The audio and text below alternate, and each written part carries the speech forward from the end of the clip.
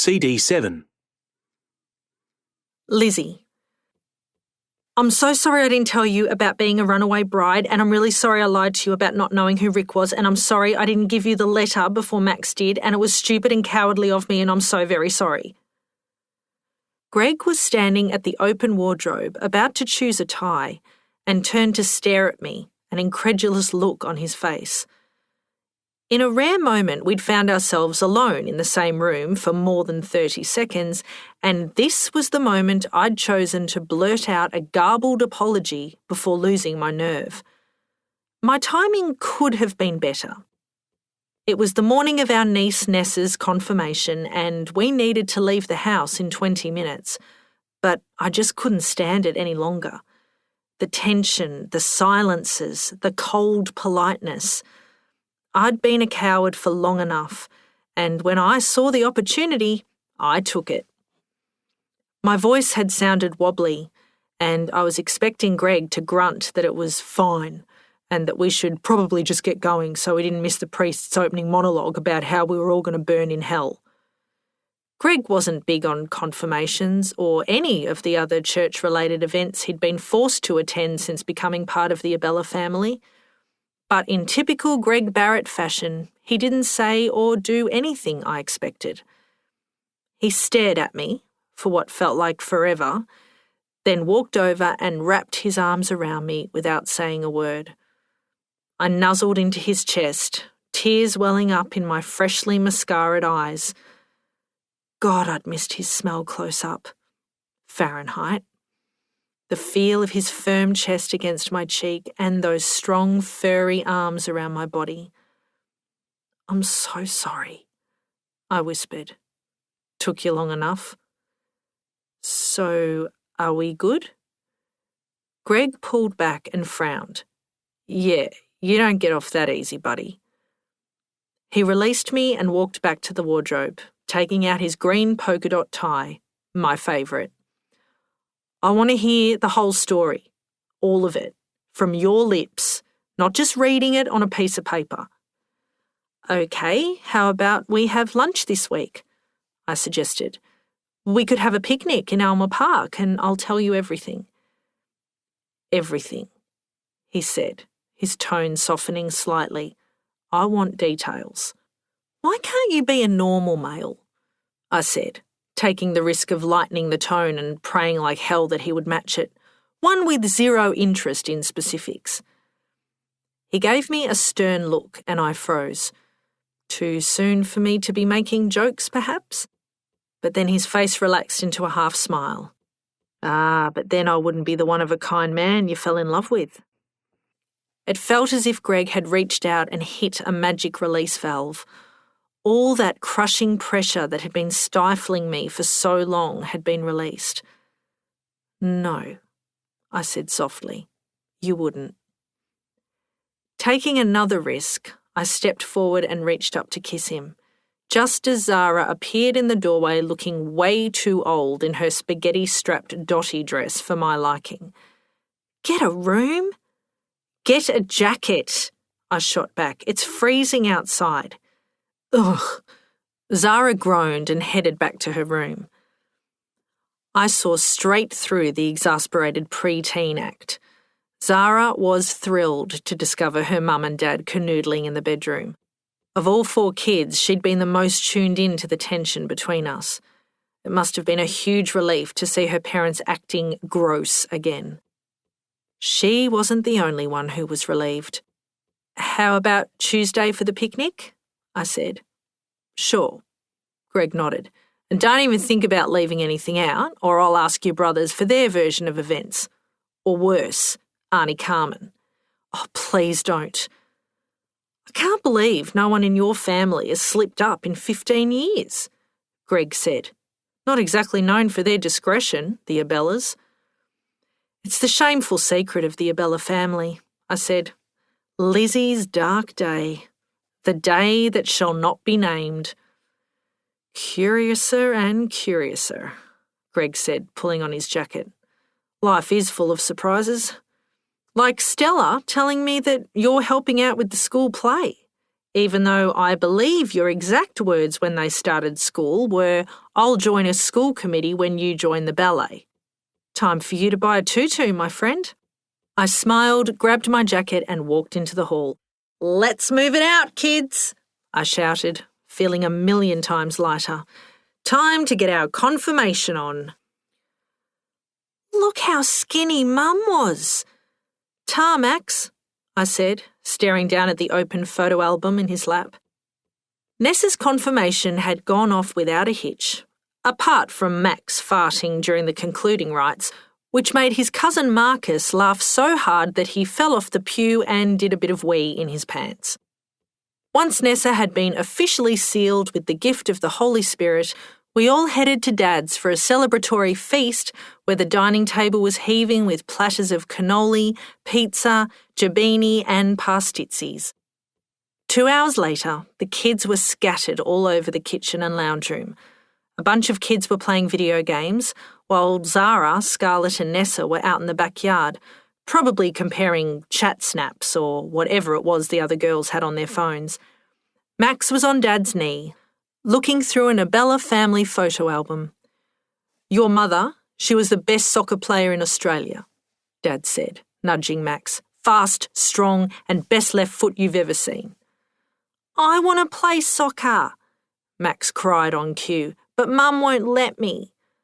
"Why not?" Dad glared at me. "What rubbish is this?" "He's got enough on his plate with footy," I said, taking an empty bowl out of Dad's hand. "I am not overscheduling a 6-year-old. I walked into the kitchen to dump the dirty dishes in the sink and found Rosa scraping and stacking dirty plates. "Oh, I'm going to put those in the dishwasher," she cried. "Leave it, I'll do it." From the look of sheer panic on her face, you'd think I was about to pull the pin on a live grenade. God forbid I should deprive Rosa of her martyr status. "It's fine." I gave her the same smile I reserved for Stella when she went into meltdown over an unscheduled family excursion. "I'll stack if you can get the boys to start clearing." I'd be damned if my brothers got to sit on their fat asses and talk football while the women cleared around them. I'd had enough of that sexist shit growing up. But Rosa's supercilious expression didn't waver. "I've already started stacking," she said with a "what are you going to do" shrug. "And I have a system, so I'd rather—" As Rosa continued rattling off examples that proved she was kicking my ass in the best female Abella category, I glanced out the window and noticed the 3 cousins laughing as they swang back and forth in the hammock. Something about the look on Zara's face made my mum radar ping. I walked out of the kitchen, leaving Rose mid-sentence, and went to stand by the open window in the laundry so I could eavesdrop on their conversation. "Yeah, well, she was all like, 'Oh, I'm having an anxiety attack.'" Mocking laughter. "I know, Martha is so full of it," Zara said. "She plays in my netball team and she's always trying to get attention." Martha? Martha was a lovely kid, and she did have anxiety issues. Zara knew that. Why was she agreeing with Nessa's nasty analysis of her? I wasn't even aware that Nessa and Zara knew the same girls. Nessa sighed. She is such a drama queen. Pot, kettle, black, Nessa. She told me once that she can't eat dairy because it makes her... Zara froze as I stepped out of the laundry. "Zara, can I talk to you, please?" The blood drained from my daughter's face as she climbed out of the hammock and followed me into the laundry, where I shut the door behind us and turned to face her. "You know what I hate more than anything?" I said in a low voice. The sound of 3 girls lying in a hammock bitching about another girl. Zara's complexion was even paler than usual and she stared up at me with wide, guilty eyes. "I thought Martha was your friend." "She is." My daughter was close to tears. "Friends don't talk about each other behind their backs," I said firmly but gently. I didn't want the kid to end up a sobbing mess at a family celebration. Zara stared at the yellow and brown tiles under her feet. "Sorry, Mum." You're better than that, Zara, I said. Now go help Archie collect dirty plates, please. She scurried off and I looked out at Scarlett and Nessa, who, by the looks of it, were still relishing in their bitchy conversation. There was no logic to the rules of female teenage friendships. I knew better than anyone that if you didn't at least try to follow them, you wouldn't fit in, and being frozen out was a fate worse than death. It was a tricky road to navigate, and my heart felt heavy at the thought of my own girls having to go through it all. But I'd be damned if I'd stand by and watch them turn into narcissistic little bitches. Come on, Zara, lights out, please. Zara slapped her Hunger Games book down and rolled her eyes. Why do I have to go to sleep at 8:30? She complained. No one in grade 6 goes to bed earlier than 9:30. I don't care about anyone else, I said. Ruby Parnell goes to bed at 11, Stella announced from across the room. Stella, lights out. The last thing I needed was for Stella to start asking more logistical questions about animated Disney characters, as she had earlier that night when she'd asked if I thought Rapunzel's social skills were too developed for someone who'd spent her whole life alone in a tower. Tangled was one of our family's all-time faves. I See the Light always made me weep, and Megan and I had discussed at length the validity of us being attracted to Flynn Rider, despite him being a cartoon character. Well, she had her chameleon and her fake mum to talk to, don't forget, I'd replied. Yeah, but for a girl who'd never seen a man, she was pretty confident with Flynn Rider. Couldn't argue with that. Is she going on about Rapunzel's social skills again? Archie had called out from his bedroom. Mind your business, I'd called back, before turning to Stella. Maybe you can write a thesis on it when you're older. Maybe I'll write it tomorrow. Good idea, I'd said. Better make sure you're well rested then. Good night. That was an hour ago, and I'd thought she was asleep. More fool me. I took the book out of Zara's hand, laid it on her bedside table, and leant down to kiss her cheek. Good night, darling. She grabbed my wrist and looked up at me. Mum, she whispered, can you sit with me? This wasn't like Zara. Sure, honey. I sat on her bed. Are you okay? Zara glanced over to make sure Stella was facing away, then whispered so softly I had to lean over to hear her. I'm scared about next year, Mum, she said, her voice shaky. What if I don't understand anything? Or if nobody likes me? What if the teachers are mean? I don't want to leave primary school. I looked at my beautiful girl and gently stroked her face. Zara might give everyone the impression that she was nailing this growing older thing, but she was still so young. I know it's scary, darling, I said, but I promise I'll be there to help you through all the new stuff. There's nothing to worry about. Thanks, Mum. She squeezed my hand. And I'm sorry about today. Saying mean things about Martha. I don't know why I did that, but I promise I won't do it again. I could see how genuinely sorry she was, and any fears I may have had about Zara transforming into the worst kind of teenage girl abated. I know, darling. I kissed her and whispered in her ear, everyone's going to love you. How could they not? Finally, everyone was in bed, including Greg, who'd had one too many pastizzis and about 4 too many beers. I went straight to the computer and opened Facebook. I hadn't looked at it for months and hadn't posted anything for years, so I had to spend 20 minutes trying to remember my password, then resetting it before finally logging in. Hearing the girls bitching in the hammock that day had brought memories of my own girlhood best friend flooding back. I'd been so lucky to have had Melissa by my side during those fragile formative years. I typed Melissa Morton into the search bar, and suddenly there she was, except that now she was Melissa Grange. So many photos of so many events and moments.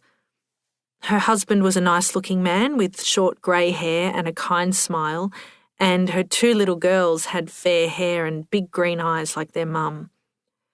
Just looking at their little pixie faces, so like Melissa's, immediately brought tears to my eyes. How was it possible that Melissa, my Melissa, had created 2 human beings and I didn't even know their names? Her most recent post was from last week and read, "Wristbands for rides at the Williamstown Primary Fete are now available to purchase. Put November 15th in your diary. It's going to be the biggest and best yet." Dad's birthday lunch at Abella's was on November 15th. I'd be right around the corner.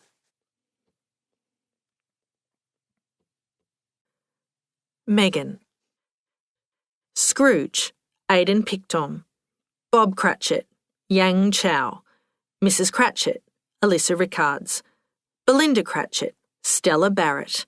Tiny Tim, Nazir Faraha. Fred, Scrooge's nephew, Caleb Zissy. Jacob Marley, Rocco Bede. Ghost of Christmas Present, Sophia O'Shea. Ghost of Christmas Past, Lola Hatfield. Ghost of Christmas Yet to Come, Gemma Hall. Creepy Kids, Ignorance and Want, Carl McNamara and Miyabi Sato. 4 other Cratchit kids, townspeople. Megan sat in the kitchen, tapping her brand new, freshly sharpened HB pencil on her teeth and looking at the cast list she'd written down in her Bay Tree Primary Plain notebook in longhand. Longhand. Using an actual writing implement. Ellie told Megan a lot of theatre directors used pens and notebooks, although how she could know this was anyone's guess, so Megan had headed to Officeworks the day before the auditions and bought herself a black hardcover A4 notebook, 2 HB pencils, 2 highlighters, and 1 Lamy fountain pen. Megan had never owned or used a fountain pen in her life, but she assumed Dickens would have approved. Just holding it in her hand made her feel clever and directory. Plus, it was pretty.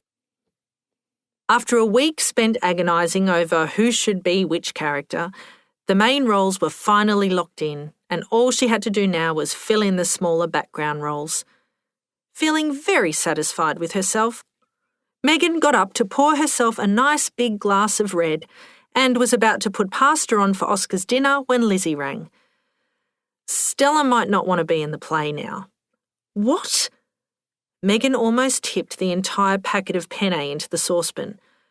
But her audition was great. She was all right. Megan knew Lizzie would rather die than brag about her kids. She'd once told Megan that Archie came home crying one day because all his friends made the district's team except him. Lizzie had cuddled her son, made him a hot chocolate, then suggested maybe he didn't make it because he was bad at running.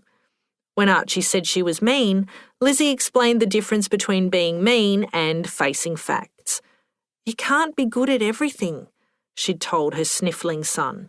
"It's a disappointing fact of life, but a fact nonetheless.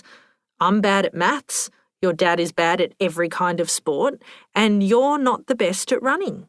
But you're really good at drawing, so, every cloud."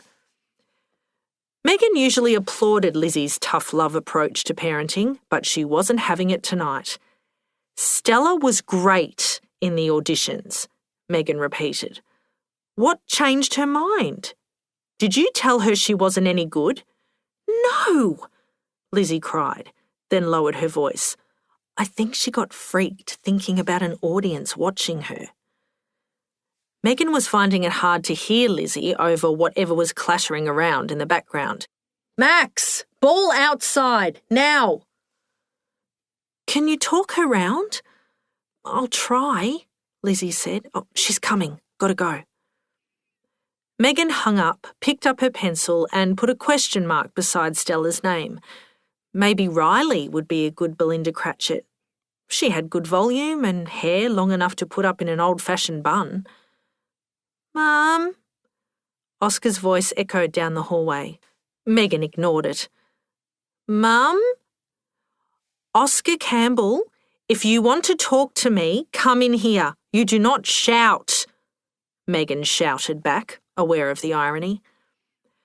Oscar's feet pounded down the hallway as Megan stirred the pasta. Don't I have footy tonight? Megan froze mid-stir. Fuck. It was Thursday. She glanced at the clock on the wall. 5 to 6. Bryce would be here any second. Oscar hadn't eaten and was still in his school uniform. She'd completely forgotten. Yes, she said, shooing him towards his room. Quick, go get dressed. But my footy gear isn't in my wardrobe, Oscar cried. I already looked. Megan suddenly realised she hadn't done a load this week. It must still be in the dirty washing from last weekend's game. The doorbell rang. Dad! Oscar ran for the front door and Megan ran for the laundry to forage through the washing. Yep, there they were. Filthy, smelly footy shorts. Top and socks lying underneath wet towels and more filthy, smelly clothes. He's not dressed.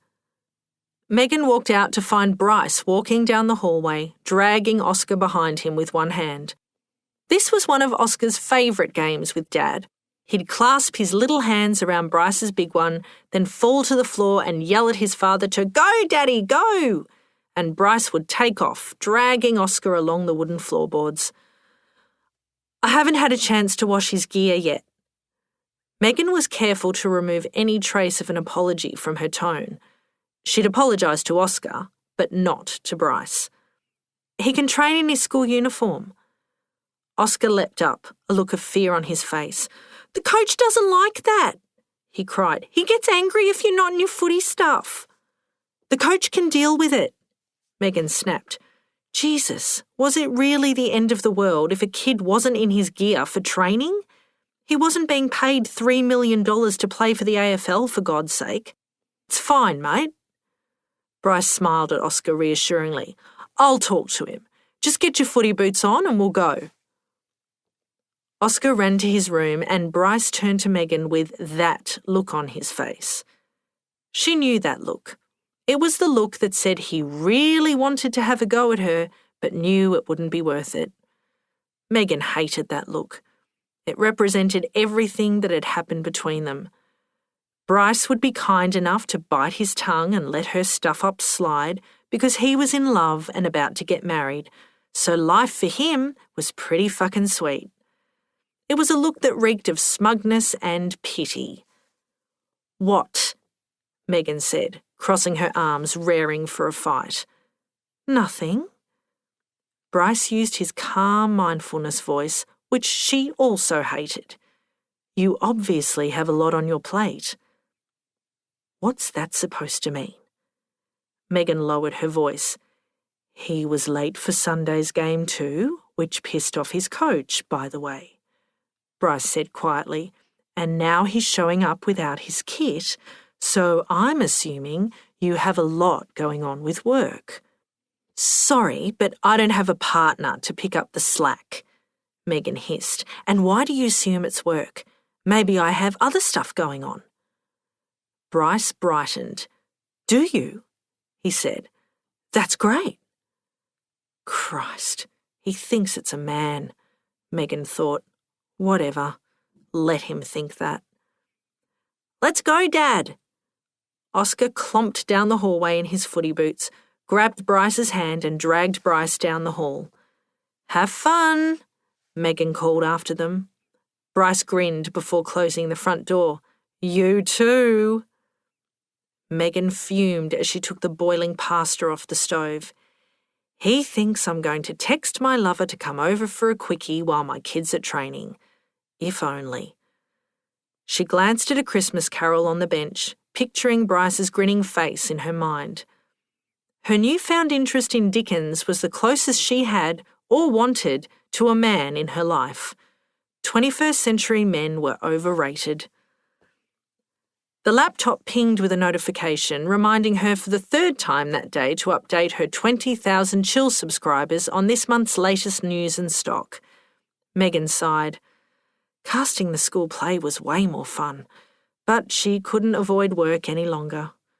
She'd been warned about the dangers of lacklustre engagement with her subscribers by 3 different social media strategists, all of whom had a combined age of about 50. Megan dragged the laptop across the bench towards her to find that she already had a blank MailChimp document open. She must have gone to start it last week before she got distracted with the play. Megan opened her inbox, copied the text she'd been tweaking and emailing to herself all week, and pasted it onto the blank document. She gave the document a quick once-over, made a couple of additions, and pressed send. Done.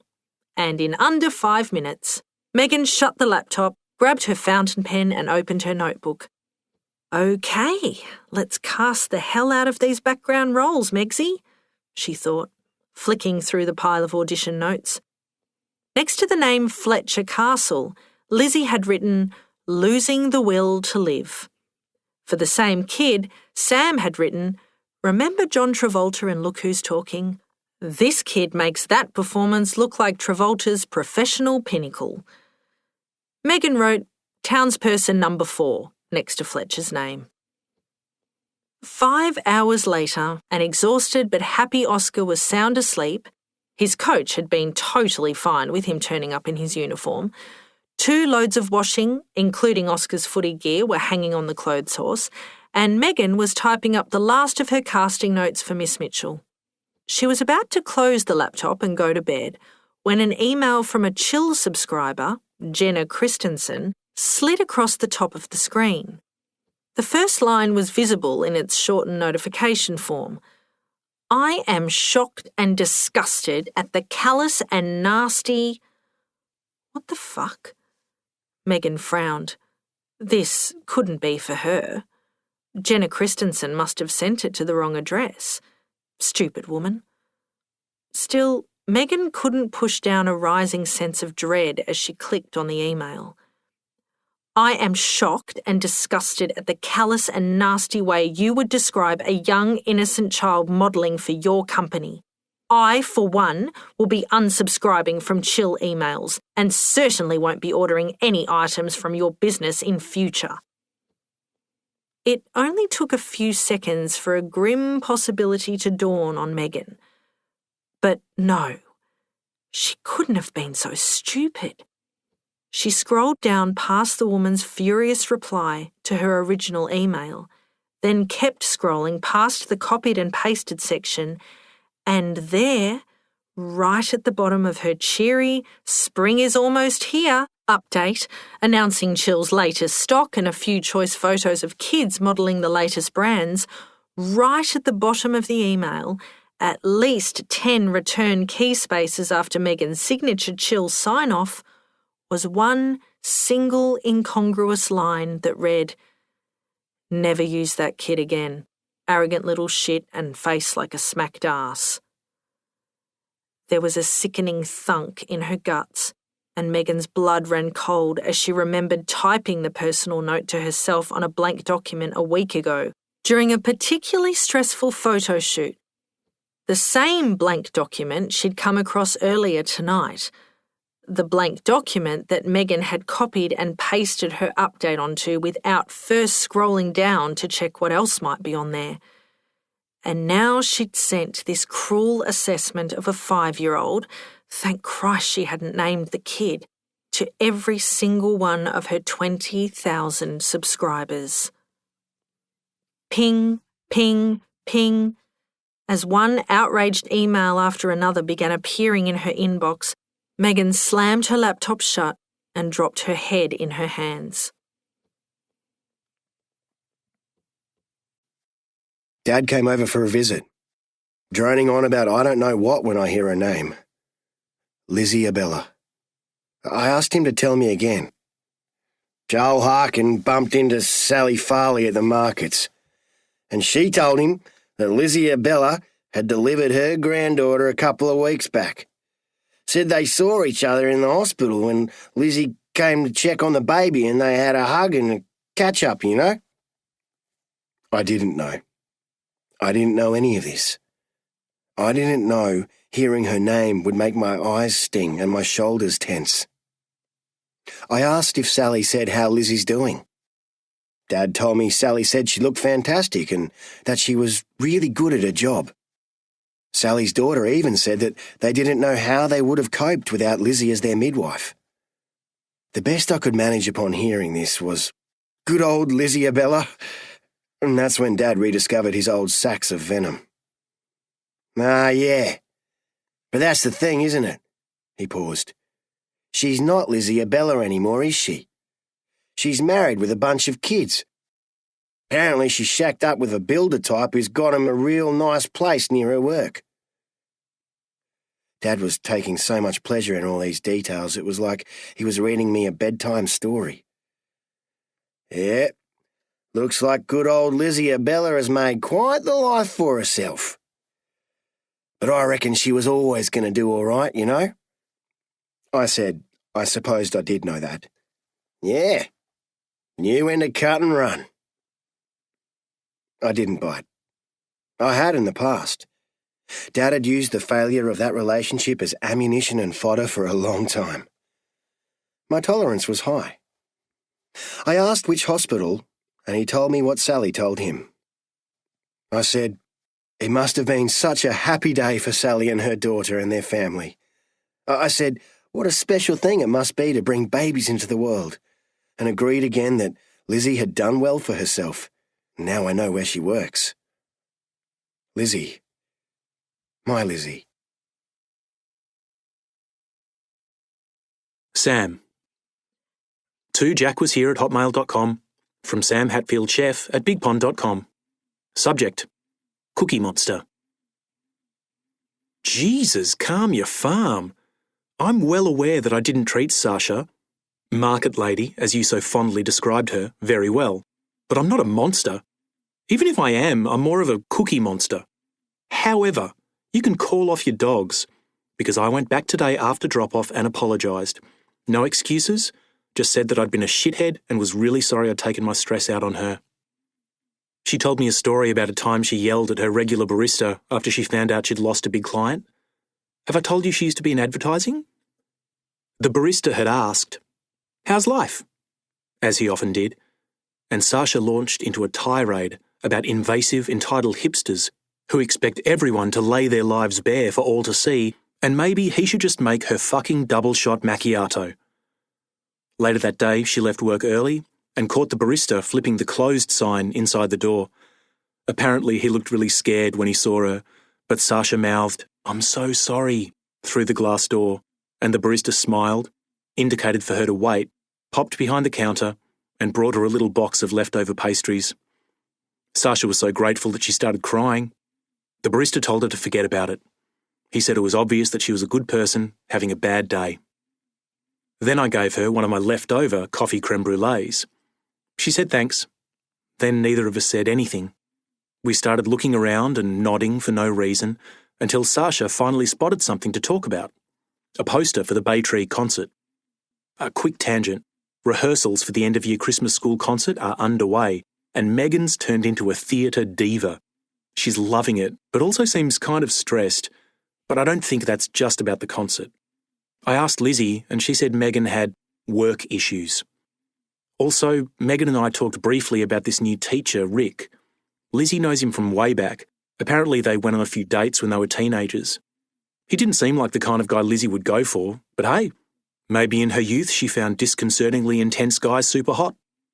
Megan thinks he's okay, but I don't know. Anyway, back to Sasha. She says the play looks like fun, and I say something about our esteemed playwright Megan not having much experience, and that a bunch of kids told her the play was boring and that they don't know what fetid means. I told you she's picked Dickens' A Christmas Carol, yeah? For 8-year-olds. Sasha says she's worked on heaps of campaigns where she's written dialogue and that she'd be happy to help with the school concert script.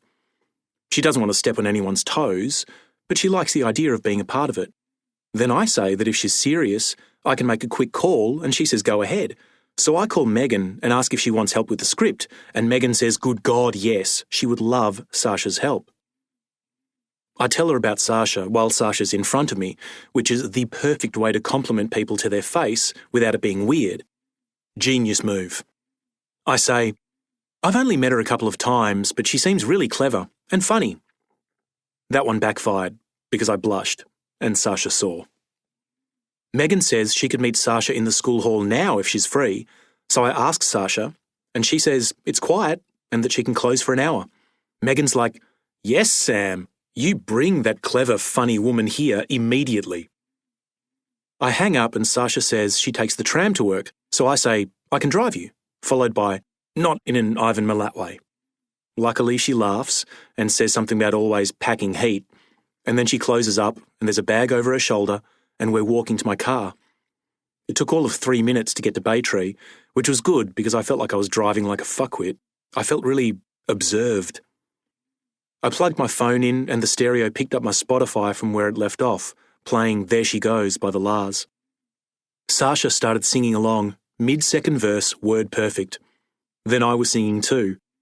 We're driving along, singing together, and the song ends just as we pull up to the school and we laugh at the timing of it, and maybe at the fact that we just had a sing-along to some seminal Britpop. Megan meets Sasha and instantly says she loves her, followed by a brief inquisition about Sasha's knowledge of Dickens.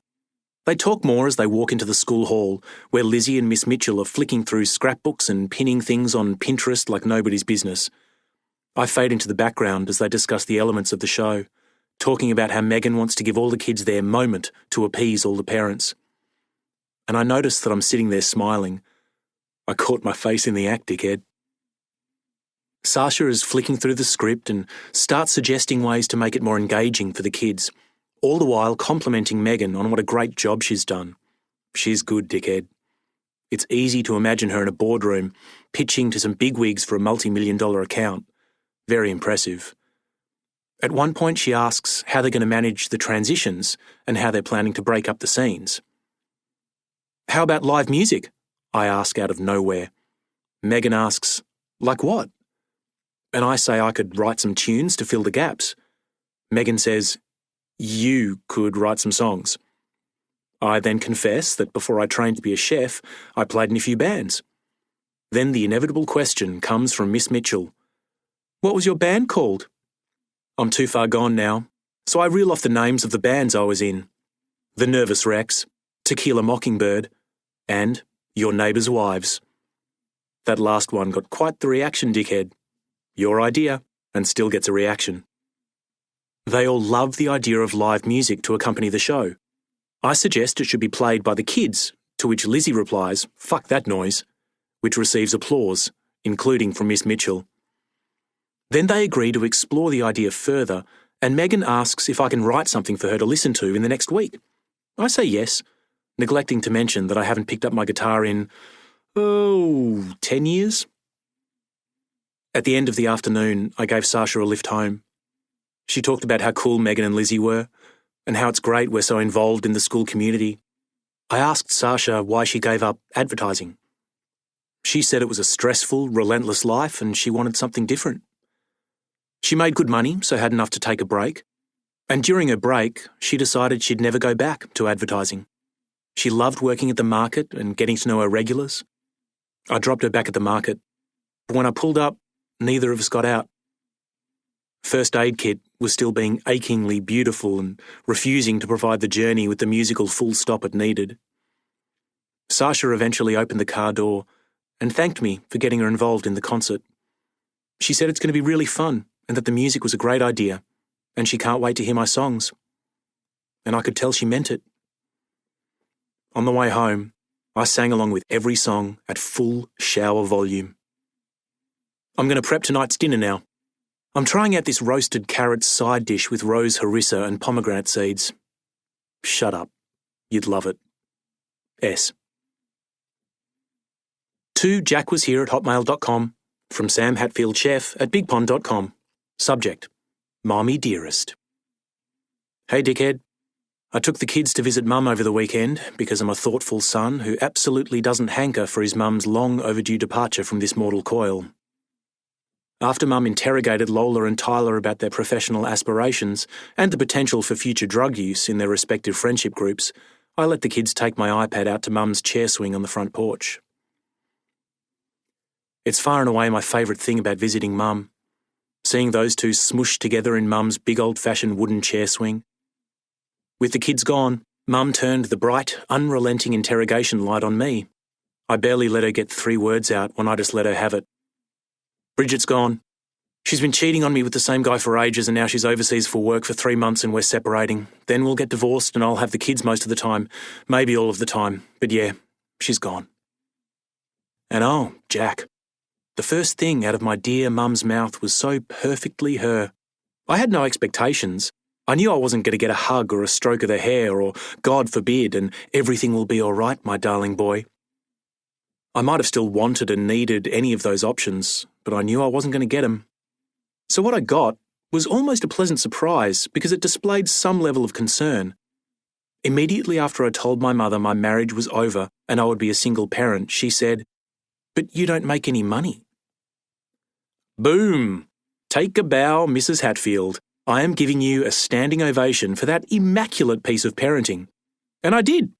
I literally stood up and started applauding. Mum was so confused and angry it was beautiful. She kicked off down the "I just don't know how to talk to you" route, and I suggested she start by trying to talk to me, which amplified her confusion and anger. Mostly her anger, which always seems to overtake every other emotion like the fucking Roadrunner. Then what came out was that Mum believes that if I'd been more of a man and contributed more to the household, Bridget would have had no reason to leave. I emphasised that Bridget left because she's been having an affair for over a year. Mum's counter-argument to that was to raise her eyebrows and say, maybe he's just more of a man. Jack, the only way I could have left any quicker is if I'd pulled the chair swing chains out of the porch roof, strapped it to the top of the car with the kids still in it and driven away. I opened the front door with such force that I gave the kids a fright. 2 pairs of eyes darted up from the screen, looking at me like I was a wild pig. I sure as hell felt a bit razorback. Lola asked what was wrong as I marched towards the car, and Mum appeared behind us in the doorway. I told Lola that I'd thought I'd left the oven on, so we'd better hurry. Tyler responded with suitable speed and jumped into the car as I unlocked it. Lola held my hand, which made me slow down a bit so I wouldn't drag her behind me. She put her other hand on my forearm as we reached the car, and I looked down at her. She asked if I was okay, in a way that proved she knew I wasn't. I diluted my lie just a bit and said I just wanted to get home. You remember that cul-de-sac in Oakley where Mum lives? She's still in the same place, right at the end. So when I park, my car's always facing her front door. When I got in the car, listening to my kids click on their seatbelts and shift their small bodies in their seats to find their sweet spots, I looked up at Mum, framed in the doorway, her arms neatly folded in a victory pose, and I realised in that moment that I never wanted to see her again. Not her, not Bridget, just my kids and my friends. She's right though, the old bitch. I don't make any money. Best sort that out. S. P.S. I will see Mum again, of course. Can't afford to lose a babysitter in my current single parent status. Lizzie. I've made my decision, Stella announced. I want to be Angelica, not Eliza. I pulled my head out of the bathroom cabinet and looked up at my daughter. Is this like when you made your decision not to be in the school play, then decided you did want to be in it after all? No. Stella was indignant. This is not like that. I definitely want to be Angelica. I did love that my daughter had decided to dress as a character from a contemporary hip-hop musical that most kids had never heard of for the Halloween parade. Good Lord! I pulled the umpteenth packet of cotton buds from the back of the cabinet. We could build a life-sized mammoth skeleton with the number of cotton buds in this cupboard. When can we go shopping? What for? I asked, dropping the cotton buds into the canvas bag I'd marked keep. Stella sighed the sigh of one who was forced to go habit with morons. For my Angelica Schuyler costume. Oh, right, yep. I had to stop myself from gagging as I pulled a mouldy wet one out from behind a Codral packet with a 2015 use-by date. We'll go after school tomorrow. Thanks, Mum. I glanced at the clock. It was just after 5. There was no way I'd be finished this before the kids' bedtime. Can you bring my phone here so I can call Dad, please? I said, as Stella turned to go. He'll have to bring pizza home. I'm going to be here for a while. I'd spent the past few days emptying out, wiping down and culling every single kitchen cupboard and had now moved on to the over-cluttered bathroom cupboards. Some people go on safari in Africa or travel around Australia in a Winnebago for their long service leave. Me? I spring clean.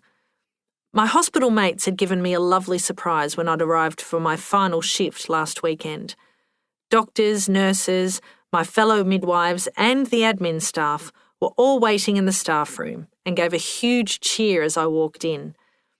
When Aileen stepped forward holding a cake with "Happy Long Service Leave" written on it, I'd burst into tears. Damn premenstrual hormones. "Ah, you silly mare," Aileen cooed, coming over to hug me. "We're going to miss you." "I'm going to miss you too," I said, even though I hadn't really believed it at the time. But now, staring into the seedy abyss of a cluttered bathroom cupboard full of foot, face and bum creams that were at least 2 years past their use-by dates, I missed them all. At least Greg and I were back to normal. Over our picnic at Alma Park, I'd told him the whole truth and nothing but the truth about Rick and our past.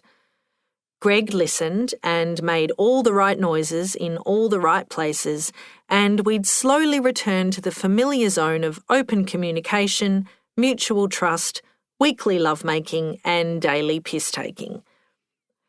The September school holidays had provided a much-needed break from seeing Rick at drop-off every day, and Greg and I had tag-teamed with the kids, with Greg taking the first week off and me working nights the second. During my week, I took the kids for lunches at Abella's a few times, where we'd had to endure long discussions on a potential theme for the Abella family New Year's Eve celebrations. Why are we even talking about New Year's Eve? I'd finally exploded one afternoon when the kids and I had dropped in for cannoli, only to be dragged into an argument between Dad and Auntie Carmen over whether it should be a disco or First We Feast theme. It's September, and when is it not a First We Feast theme at an Abella event, by the way? "Never too early to start planning the family event of the year, Lizzie," Dad said, wagging an icing sugar-coated finger at me across the table. My family was obsessed with New Year's Eve. The email trails on where it would be, always Dad's house, who was going to bring what, and what the weather might be that day began expanding in our inboxes by early June. Once upon a time, the Abella siblings had done their own thing on the 31st of December. The boys went partying, and I was either living overseas or hanging with mates. But we'd slowly begun gravitating back to the family home over the years and looked forward to seeing the new year in together. A barbecue in Dad's spacious backyard with a glass of red in my hand and the kids tucked up in the spare beds by 11 p.m. was far and away the most appealing New Year's Eve option these days. Maybe my resolution this year could be to fork out for a cleaner to deal with my mountain of cotton buds and old bum creams. "Hair director?" I said. Megan jumped, dropping a bunch of scripts on the floor. "Oops, sorry." "You're early," Megan said, glancing at her phone. "You're never early to rehearsals." "I am when I'm not working and in desperate need of escape from the hoarder's house I've created." Megan either didn't hear my hilarious hoarders comment or chose to ignore it, so I put my bag down and surveyed the empty school hall. It felt wrong being in here without teacher supervision. Like the time Melissa and I had snuck into our primary school's empty hall and stolen 3 bags of snakes from the Lolly Drive crates. We ate all 3 bags between us in less than 30 minutes, then spent the rest of the afternoon in sickbay, wailing in agony, while our classmates sat in the sunshine eating a much more sensible number of snakes. I learned a big lesson that day. Never eat more than 1 bag of lollies per 30 minutes. "Can you wait here in case the kids turn up?" Megan said, heading for the door. I have to drop Rebecca's costume notes into Penny, then I need to talk to the grade 3 teachers about props. Who's Rebecca? Nate's mum. Megan made a face as if I'd asked her who Madonna was. She's in charge of the set and costumes. I met her for coffee last week to talk about it. Since when did Megan meet other mums for coffee? I was her only school mum friend as far as I knew. Oh, cool, I said, trying to hide my childish jealousy. And Sasha sent through a few more changes to the script last night, Megan was saying now, so I'll go to the office and print them out and ask Karen in the office to email Lisa the new script. I'd almost forgotten Lisa Mitchell worked at the school, to be honest. Even when she did show up, she was distracted and all but useless. Sam and I had been helping out as much as we could, and I had to admit it was fun. But Megan was doing the lion's share and was obviously relishing her volunteer role. She was the one running lines with the kids and explaining what the story was about, while all Sam and I did was prompt them when they needed it or help herd the background kids on and off.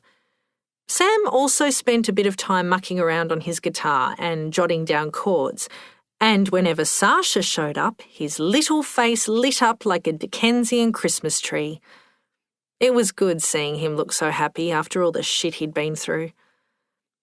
Megan picked up another bunch of scripts and added them to the growing pile under her arm. Lisa won't be here today or Friday, so I've told Penny I'll work out blocking for the middle section this week. I frowned at my flustered friend, standing in the school hall, surrounded by scripts and lists of kids' names and to-do tasks. You are aware that you don't actually work for this school, aren't you? I teased. Or are you giving up your business to move into the lucrative primary school theatre sector? Megan was instantly defensive. What? I just mean, well, you're pretty much doing everything and maybe I want to. Megan shot back. Maybe I'm enjoying doing something for other people. If that makes me sad and pathetic, then I'm sorry. Hang on.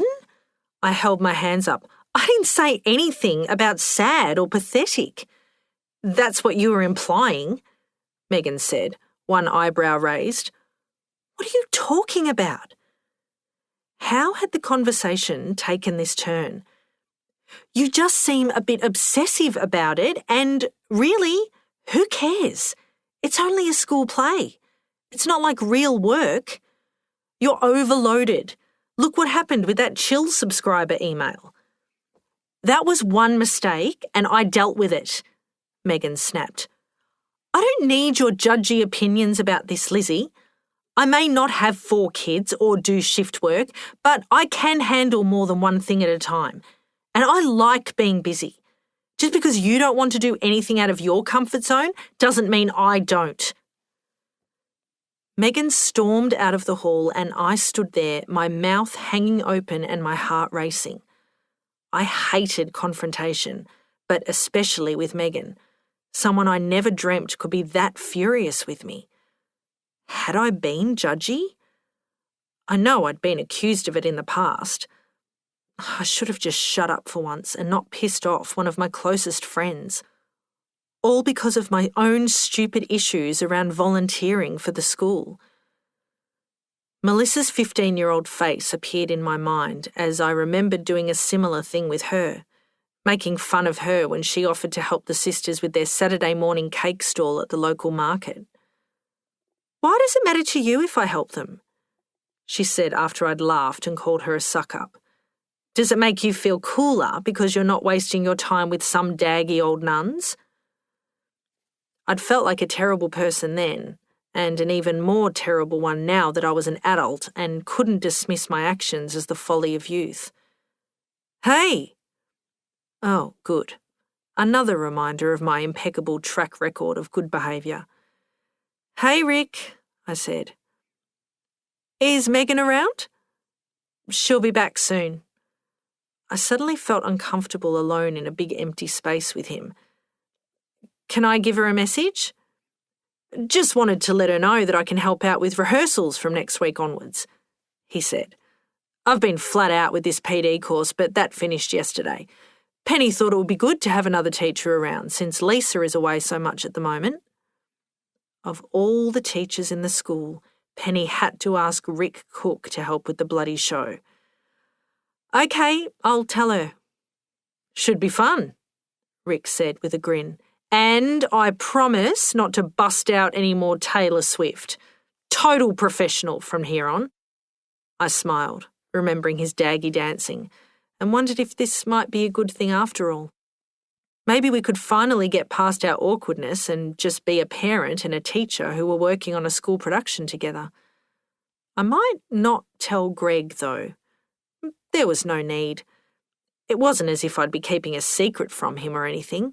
It was just easier.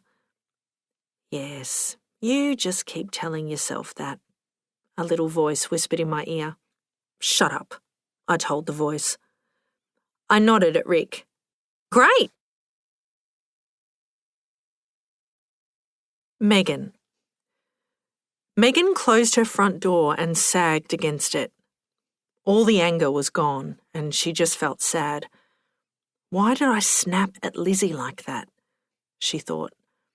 She was only making a joke, like she had 1,000 times before. All I had to say was, oh yeah, didn't I tell you? I'm an official Baytree employee now, on the payroll and everything. Then Lizzie would have made another crack about nurses and teachers being underpaid, and everything would have been fine. Instead, Megan had taken it seriously, and as a result, the rehearsal had been agonising. Sam hadn't been there to act as a buffer, and it was strained and awkward between them. They avoided eye contact with each other as they told the kids to stand there, walk there, and use their outside voices. Finally, rehearsals were over and Megan made a beeline for her car, unable to even glance in Lizzie's direction. Thank God Bryce was picking Oscar up from school and having him overnight. She clearly wasn't in any mental state to be dealing with a child tonight and would probably yell at her son for using the wrong-coloured Lego. As she wandered through the empty house and into the kitchen, Megan wondered if she was losing the plot, as Lizzie had inferred. Her life had definitely taken a turn for the bizarre ever since she'd responded to that bloody tweet and attended Henry's funeral. And despite what she'd told Lizzie, she had totally fucked things up on the work front lately. Ever since the copy and paste incident 2 months ago, Megan had been in full damage control with her Chill subscribers. She'd sent out a formal apology, making up some bullshit story about her 6-year-old son getting to her computer and adding the offensive comments without her knowledge, but it hadn't made much of a difference, and pinning the blame for her unprofessionalism on Oscar was not a huge step in the good person direction she'd been trying to move in. Henry would be so proud. Megan had lost more than 5,000 subscribers after that email, and a chunk of Instagram followers too. She'd also forgotten to put in a large summer stock order last month, which put the delivery date back and guaranteed her customers wouldn't get their new funky bathers and summer dresses in time to hit the kiddie pools. So, not a great few weeks on the business front, which was why Lizzie's comment had touched a nerve. It had reminded Megan what a terrible person she was.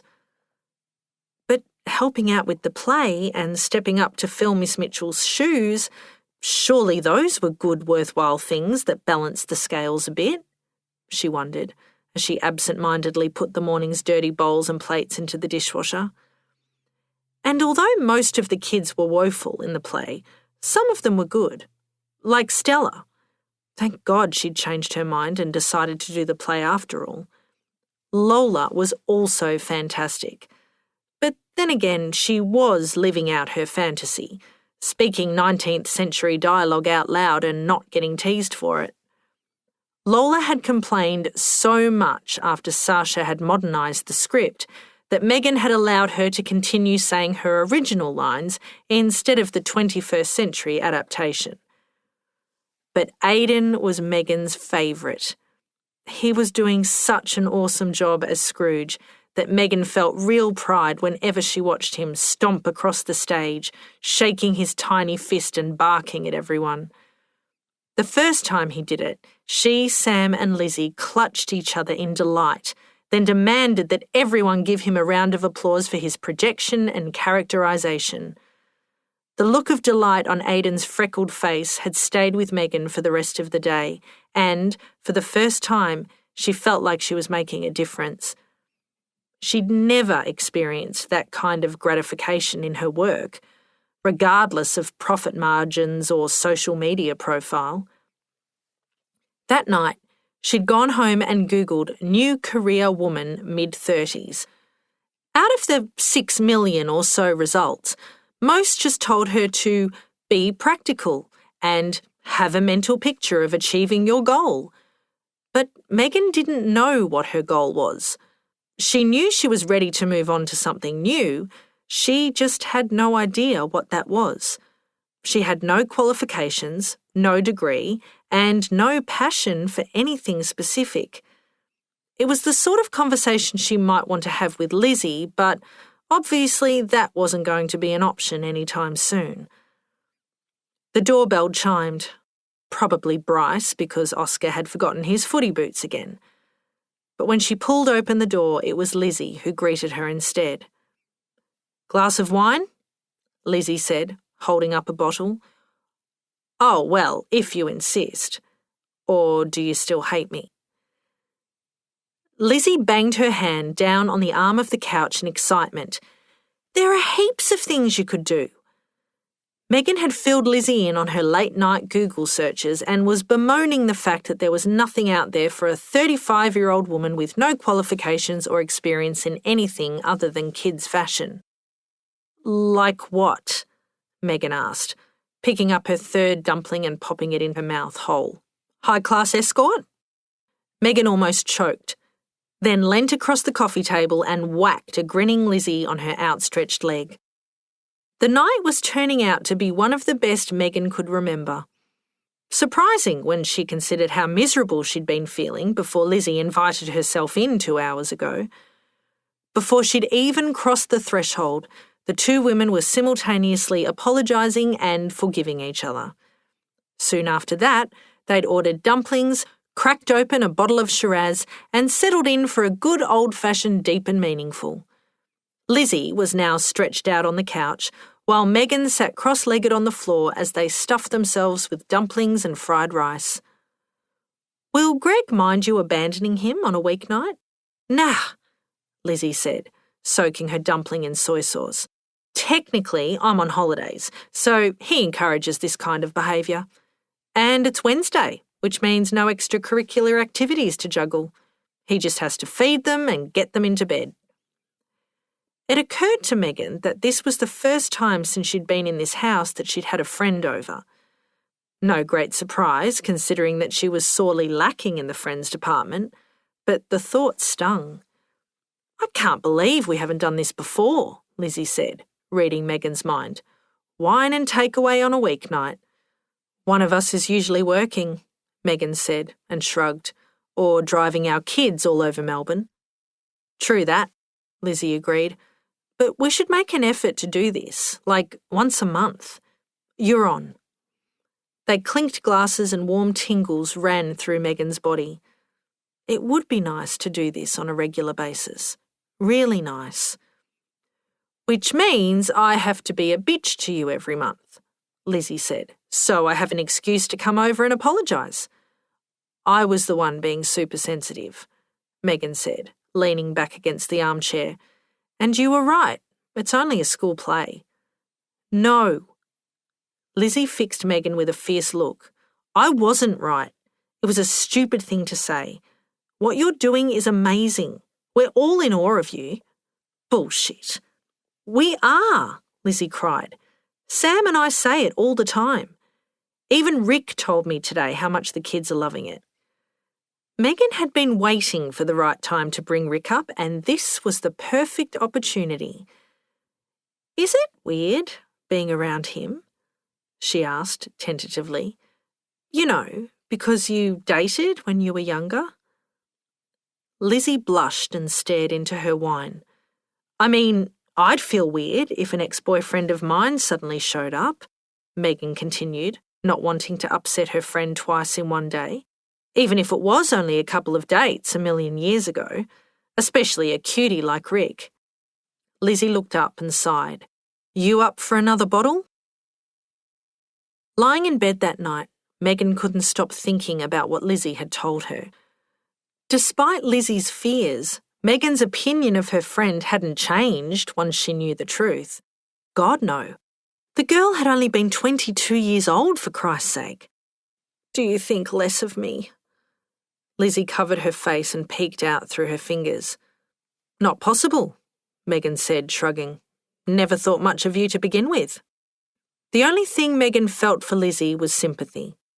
It must have been so stressful when Rick turned up at school like that. No wonder she'd handled it so badly with Greg. Megan couldn't imagine having to confess to your husband of 12 years that you were once engaged and ran out on your big wog wedding, as Lizzie had described it. This was one of the many details Megan kept turning over in her mind as she lay listening to the late-night trams rattling along Carlisle Street. Imagine having to let all those people down. The courage it must have taken to run out on something that huge. Jesus, Megan thought, you'd have to have been deeply unhappy to go to those lengths. But you don't still have feelings for him now, do you? Megan had asked, needing to know if her suspicions were right. What? Lizzie balked. Not at all. It's just that I've seen you guys laughing and talking together at rehearsals. Megan was treading carefully. I thought it might have been bringing up old feelings for you. I guess that's guilt. Lizzie looked ashamed all of a sudden. I did a terrible thing to him, and now, well, I don't know. I guess I'm just overcompensating. But maybe I should tone it down. I'd hate to give him the wrong idea. I'm sure you're not, Megan said, only half convinced but feeling better knowing Lizzie was aware now. Plus, he's married with 2 kids himself. Anyway, he must have known, even back then, that you weren't ever really in love with him. I did love him at first, Lizzie said. But it was that all-consuming teenage love that fills you up and makes you crazy for a while, until it fizzles out and leaves you feeling more like mates. You remember those kind of teen romances. Megan had nodded as if she understood. But the truth was she'd never had that kind of love, and certainly not as a teenager. Boys were either intimidated by her or acted like total sleazebags around her. And although there was a lot of sexual chemistry with Bryce in the early days, she wasn't sure she'd ever felt true, all-consuming love for him either. Megan meant it when she said she didn't want a partner, but after tonight she couldn't help thinking how lucky Lizzie had been. Lizzie had known deep love at least twice. Maybe even 3 times, if you counted the Durham arsehole, in her life. Yet here Megan was, 35 years old, with her heart never broken, perfectly intact, maybe even untouched. A week later, Megan walked into the school office to find a man talking to Karen, the receptionist. She could tell how insanely expensive his suit was, even from the back, and there was something familiar about his shaggy hairstyle. If Penny Guthrie isn't around, can I speak with a Megan Wiley? I'm Megan. The man turned and Megan recognised him immediately. Hi, my name's Eddie Patterson. I'm Henry's grandson. How the hell had she remembered that? Eddie looked equally as shocked. You knew my grandpa? Not as well as I would have liked to, Megan admitted. Karen cleared her throat. Mr. Patterson wanted to speak to you about... Yes, thank you. Eddie gave Karen a tight smile. I can explain. Megan, can we talk outside? Sure. Karen appeared to be having some kind of silent attack. Her eyes were wide and she was jiggling her eyebrows up and down at Megan, mouthing something that looked like not happy. Or it could have been no nappy. It was hard to tell. Megan frowned and shook her head, making it clear she had absolutely no idea what the receptionist was trying to tell her, before following Eddie down the front steps of the school. "So, what's up?" Megan asked Eddie's back. It really was a lovely suit. Eddie turned on her, his eyes glinting angrily. "What's up is that my grandfather dedicated years of his life to volunteering at this school," he hissed at a startled Megan. "And then my family finds out that you intend to repay him for that loyalty by portraying him as a selfish, uncaring miser, the exact opposite of who he was." Megan blinked. "We all saw that post you wrote about Grandpa months ago," Eddie continued, "but now you go aligning him with a character like Ebenezer Scrooge?" Megan finally found her voice. "No, of course not. That's what my sister heard." "Well, your sister needs to get her hearing checked." Eddie blanched. "Excuse me?" "I don't know where your sister got her information," Megan said as calmly as she could, "but we are not comparing your grandfather to Ebenezer Scrooge." "Then why? We're dedicating the show to his memory," Megan continued. "And if you've ever read the play, you'll know that it's about community. Forgiveness, compassion, family, those are the themes in A Christmas Carol, which is why I chose it, because they were all so important to Henry." Jesus, she sounded like an English lit teacher, but she was on a roll now. "It's us, the Bay Tree community that's Scrooge, not Henry. We're the selfish ones." She was shaking, actually shaking. Maybe Lizzie had been right about her becoming obsessive about this play. If Eddie's expression was anything to go by, she had. "Sorry, I get a bit passionate about this whole thing." "I can see that," Eddie said. "Want to get a coffee?" "Sorry?" "I don't have to be at work for another hour or so," he said, glancing at the phone in his hand. "I thought maybe we could get a coffee and you could tell me a bit more about this concert you're so passionate about." Megan hesitated. She had to reply to a bunch of emails, unpack a stock delivery, and speak to Penny about next week's rehearsal schedule. "Let's go." This ends CD 7. CD 8. He's just a normal bloke.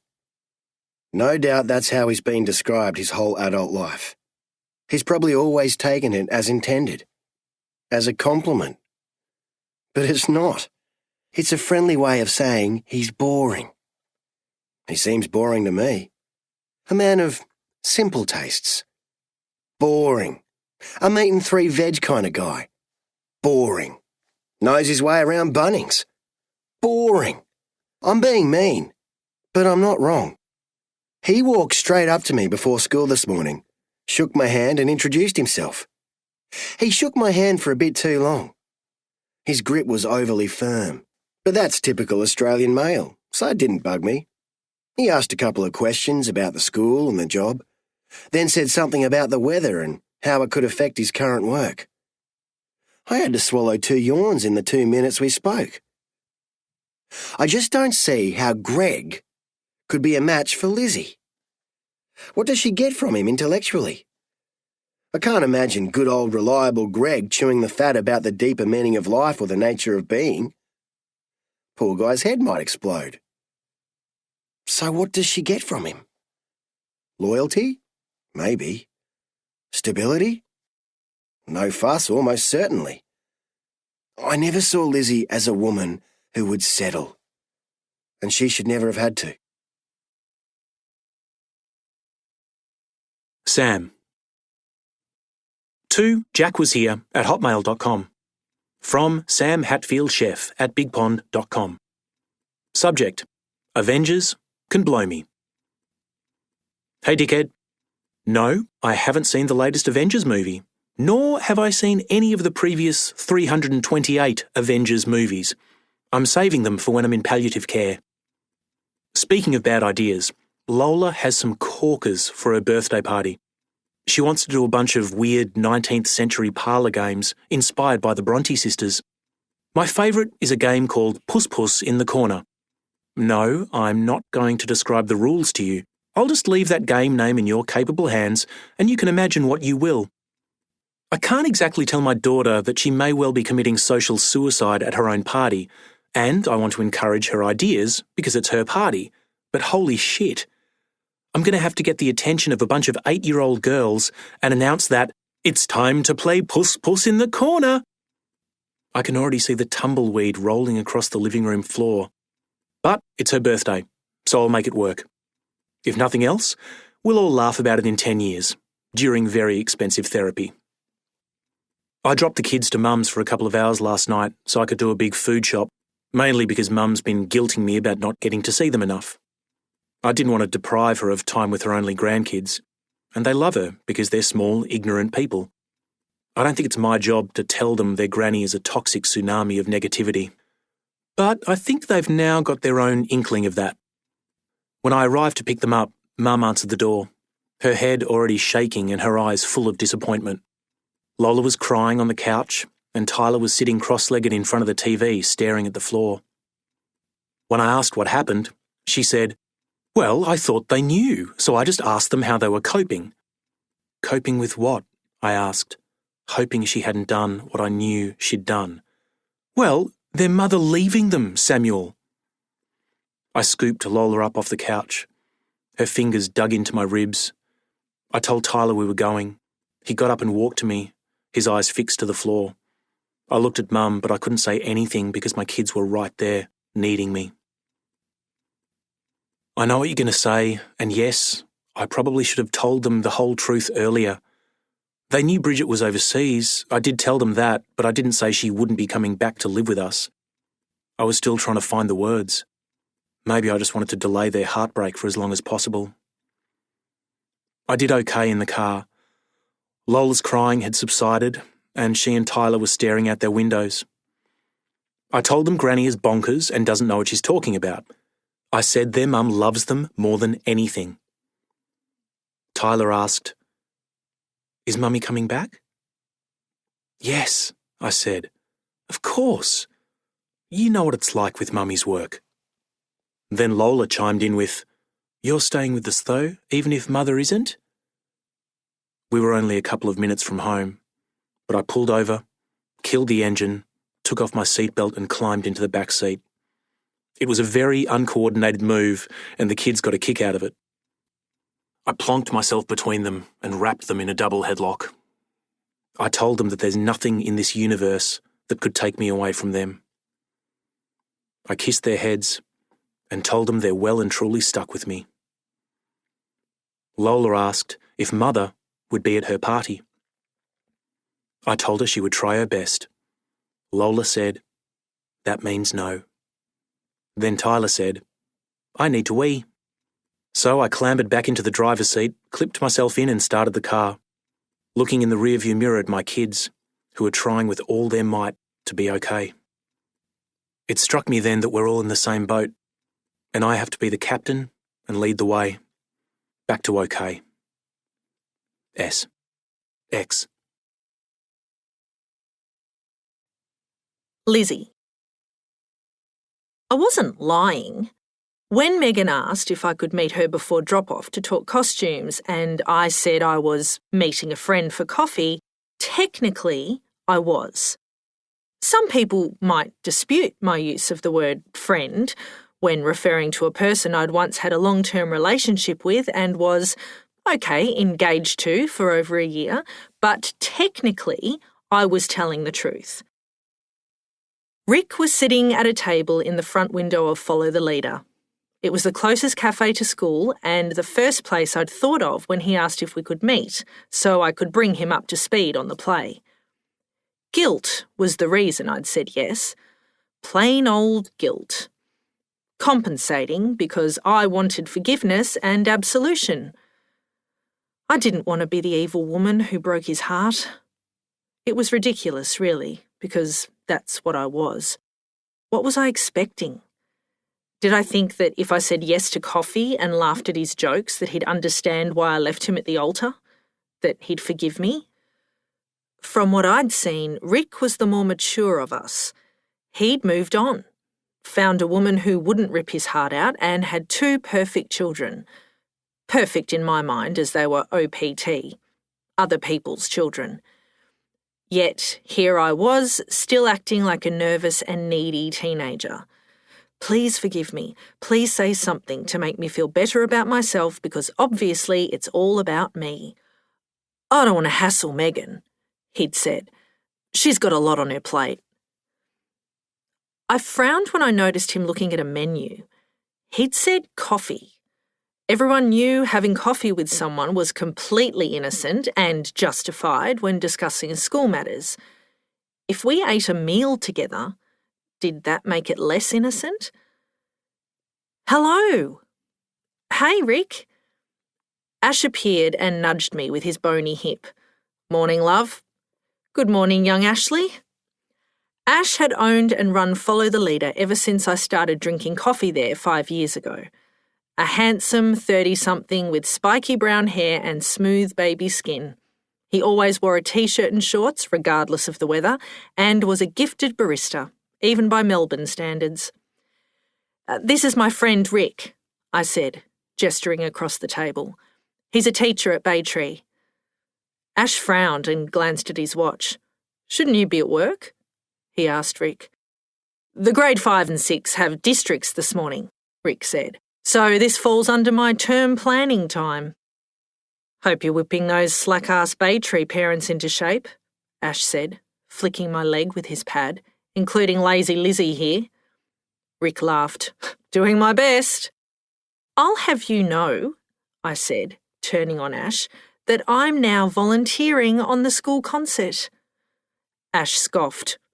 Bullshit. I am. What are they paying you? Nothing, hence the word volunteer. Ash shook his head. Someone must have something over you, he said. There's no way you'd be doing it otherwise. I stared at him for a moment. I promised Stella, I admitted. Rick and Ash both laughed. Knew it, Ash said, smugly. So, flat white for you, Lizzie, and what can I get you, mate? Soy latte, thanks. Too easy. I cocked my head at Rick as Ash walked away. Soy? I asked. Yep, he nodded. Can't do cow's milk anymore. Well, look at you, I teased. The boy who held the club record for drinking 5 banana milkshakes in one day is now lactose intolerant. Rick shuddered. That kind of behaviour may well have been the reason I stopped drinking milk, he said. Talk about a cast-iron teenage gut. Actually, you were pretty sick, I laughed. Spent the night with your head in a bucket in Abella's kitchen. Serves me right. I remember Dad yelling at you, You spew on my floor, you out. He chuckled. I do remember that. He shook his head. Your dad put up with a lot from us. Traipsing through Abella's with our muddy soccer boots after training. He loved it. He's a good man, Joseph. Did you see him much after... My voice trailed off and I stared at Rick, mortified. Fuck. Why would I bring that up? Here we were, chatting happily about milkshakes and soccer, and I go and mention the unmentionable. But Rick didn't seem fazed in the slightest. A few times, he said, nodding. Then I went to college and moved away, so you know. Our coffees landed on the table with perfect timing. Enjoy, Ash said, before moving away to clear a table in the back. So what does your wife do? Nice, Lizzie. Extremely smooth segue. Marketing, Rick said, going along with my abrupt change of subject. Oh, right.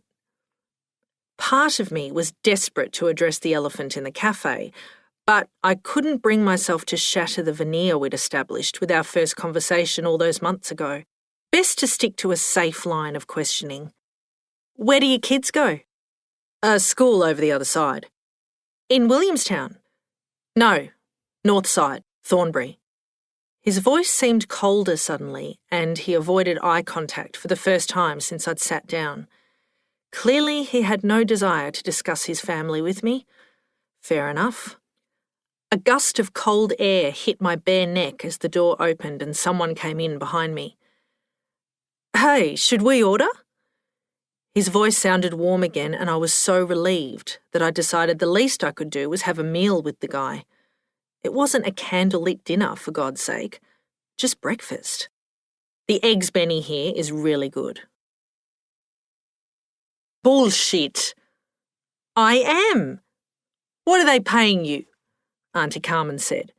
You make me sound like some kind of mercenary asshole, I complained. You do know that I spend my life pulling babies out of women's vaginas and making sure all parties stay alive. I'm not selling blood diamonds for a living. Calm down, Auntie Carmen laughed. It's not that you're not a good person. Gee, thanks. It was Sunday afternoon, over a week since my breakfast meeting, not date, with Rick, and Auntie Carmen and I were in the kitchen, attempting to stick 66 candles into Dad's birthday cake, which was taking a lot longer than expected. The rest of the Abella clan were out in the restaurant, making the sort of noise usually reserved for European football finals.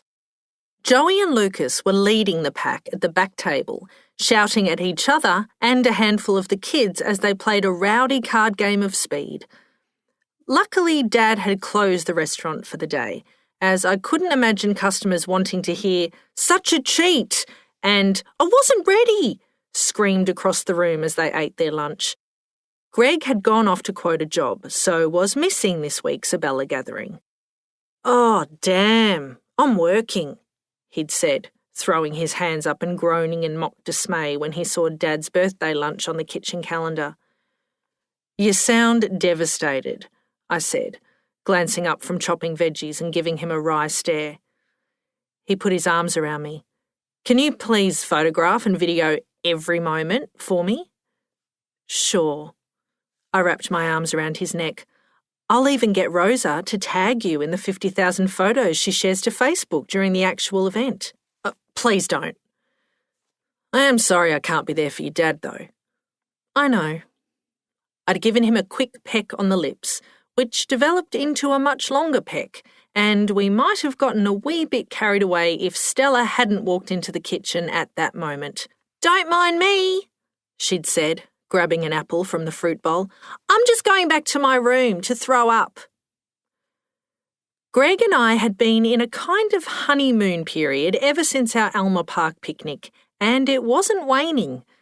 Quick gropes as we passed each other in the hallway, long kisses on the couch after the kids went to bed, and better than ever sex, which was saying something. I hadn't told Greg I'd met Rick for coffee or that we were hanging out at rehearsals because there didn't seem any point. I hadn't told Auntie Carmen about reconnecting with Rick yet either. I wanted to ease her into it by mentioning my volunteer work on the school play first. The woman was in her late 60s, and I didn't want to bring on a stroke. Max and Marcus poked their heads into the kitchen. "When are we having cake?" "When it's ready," Auntie Carmen shouted. "Out!" "You better not be wasting 7 boxes of candles on that cake," Dad called from the restaurant, where he was doing the old horsey falling through the legs bit on Alex, who was giggling with delight. "Those things not cheap." "They really are, Dad." "We're not," I called back, trying to find room on the chocolate mud cake for the last few. "Didn't Dad tell you not to put the exact number of candles on his cake?" Auntie Carmen shrugged. "Of course." "Evil woman," I grinned. "What's taking so long?" Christopher yelled. "Dad's going to be 80 soon." "You want to come in here and do it?" I shouted back. "She's ready," Auntie Carmen said, sliding the final candle into the smooth, shiny icing. "Let's light her up." "You got a flamethrower?" It took at least another 4 minutes to light all 66 candles, and by the time we were done, the entire family was chanting, "We want cake," which morphed into, "Happy birthday to you," as we entered, carrying the cake between us. There was the usual bedlam of bowls and spoons being passed around as Rosa sliced the cake and handed it out to everyone.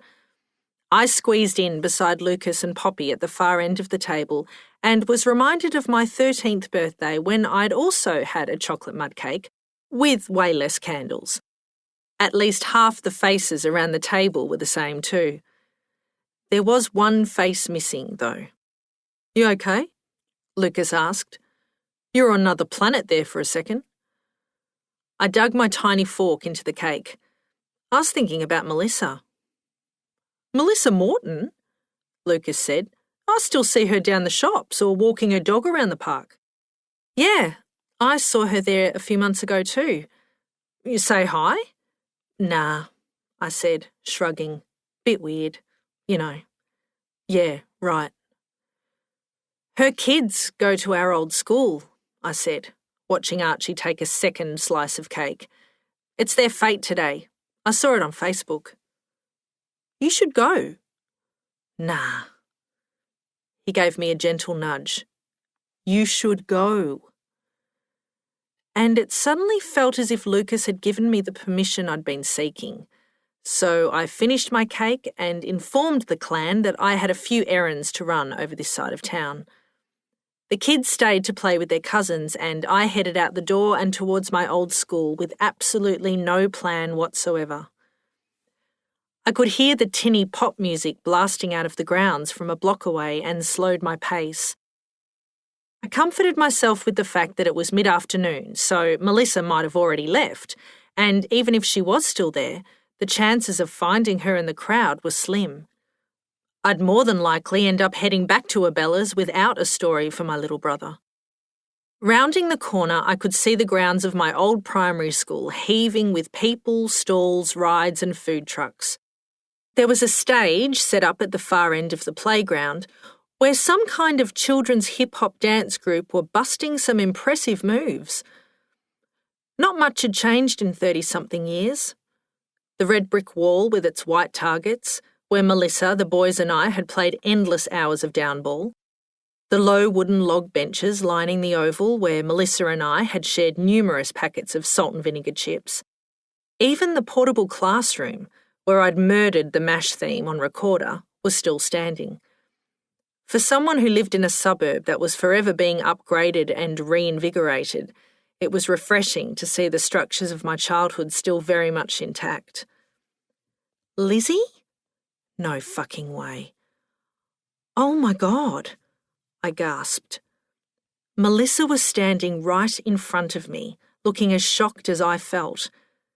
Out of the hundreds, literally hundreds, of people at this fete, Melissa Morton, wearing jeans, white runners, and an orange high-vis vest over a black hoodie and a badge that read, "Here to help," had found me before I'd even taken 5 steps into the school. Up close, I could see there were more lines around her eyes and grey flecks at the roots of her shoulder-length fair hair, but otherwise, she looked almost exactly the same as when I'd last stood this close to her 20 years ago. That fair skin, the freckles across her nose, and that one crooked bottom tooth that always looked to me like it was leaning over to tell the other tooth a secret. I instinctively stepped forward to pull her in for a hug, but she stepped back and frowned. "What are you doing here?" My heart sank. This was worse than I'd imagined. She hated me. "I was just at Dad's birthday lunch and what should I say? That I'd been stalking her on Facebook and knew she'd be here? I saw there was a fete, so thought I'd check it out, maybe bring the kids down." "Oh, right." The silence between us seemed to drown out the surrounding din as I stared into her bright green eyes that seemed so cold and distant to me now. "So you have kids?" "Yep, 2. She was looking around now, desperate for an excuse to escape this torturous and awkward encounter. "You?" 4. She gave a short laugh, but her eyes stayed cold. "Wow, You must be a fucking saint. Well, you know that's not true. The sentence hung in the air for a moment too long. I couldn't stand it for a second longer. I had to make this right. Hey, can we go sit down and... Melissa! A small blonde woman in an identical high-vis vest ran up looking distraught. The canteen has run out of gold coins, she panted. Can you go and get some bags from the office and take them over there ASAP? The line is around the building. Sure, Melissa said, looking relieved. The woman nodded frantically, then scuttled away to find something else to stress about. Gotta go. Don't go. I don't want to lose you again, I wanted to scream. Yeah, of course. She barely gave me another glance as she turned and hurried away to join her real friends. Megan. Megan was stressing about the fact that it was less than a month until the concert as she pulled up for Wednesday's rehearsal. The days and weeks had been rushing by in a blur of rehearsals, drop-offs, pickups, footy training, footy games, Applewood visits and work, and she couldn't believe it was coming up so soon. Tell the kids to know all their lines by next week, Megan thought as she climbed out of the car and looked across the schoolyard. A sea of blue as the Bay Tree kids made the most of the last 10 minutes of lunchtime. Rehearsals were usually held during lunch, but with the show only a few weeks away now, the teachers had added an extra rehearsal per week during class time. Megan was happy with how rehearsals were going, although there were still days when she had frequent urges to pull her hair out. You have to speak up, she'd said at least a dozen times to at least a dozen kids. No one in the audience will hear you. If they say the right words in the right order, we're all winners, Lizzie frequently reminded her. Sasha had turned out to be their saviour. The clever writer had managed to adapt Dickens' play into 21st century contemporary dialogue while maintaining the essence of the story. She's done such a fantastic job, Megan whispered to Sam one day as they watched Sasha explaining pudding and chestnuts to the kid playing Tiny Tim. Yeah, she's pretty amazing, Sam agreed, gazing adoringly at the pretty brunette as he strummed his guitar. You should ask her out for coffee. I don't know, Sam said. Megan and Lizzie were desperate for Sam to ask Sasha out. It was obvious to both of them that Sam liked the writer, who reminded Megan of a young Jennifer Jason Leigh, without the single white female psycho tendencies. They'd unanimously decided that Sam should provide music to accompany selected scenes with his guitar, but Megan had noticed him jotting words down on a notepad as he strummed and suspected he was writing songs too. Definitely the sign of a man in love, she told Lizzie. Lizzie was relishing her role as dramaturg/assistant director, although she told Megan that even though she Googled dramaturg, she still didn't know what it meant. In typical Lizzie fashion, she'd taken to her new duties with vigour, often shouting directions at the kids in the middle of a scene. Aiden, you're supposed to look scared when you see Jacob Marley, not like you just bumped into your mates at the skate park. Gemma, I've seen scarier ghosts in Pac-Man. Kyle and Molly, you're supposed to be creepy ghost kids. You're not auditioning for Project Runway. Stella, if you keep twirling that plait, I'm going to cut it off. Far from being upset by Lizzie's manner, the kids seemed to love it.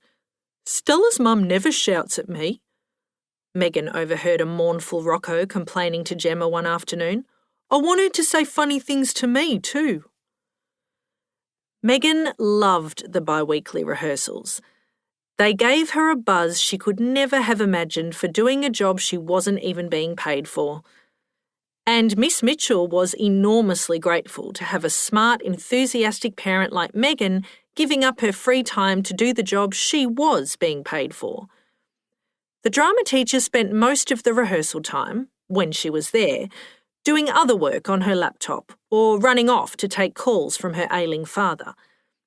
This suited Megan, as her megalomania seemed to have gone into overdrive. She was revelling in her role and had confessed as much to Eddie in a text a few days ago.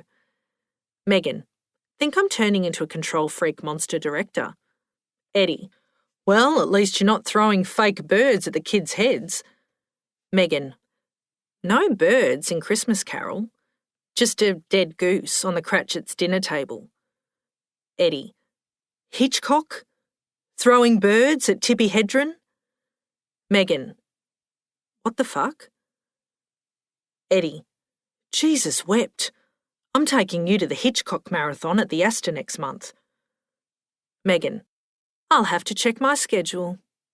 Eddie, my shout. Megan, I'm in.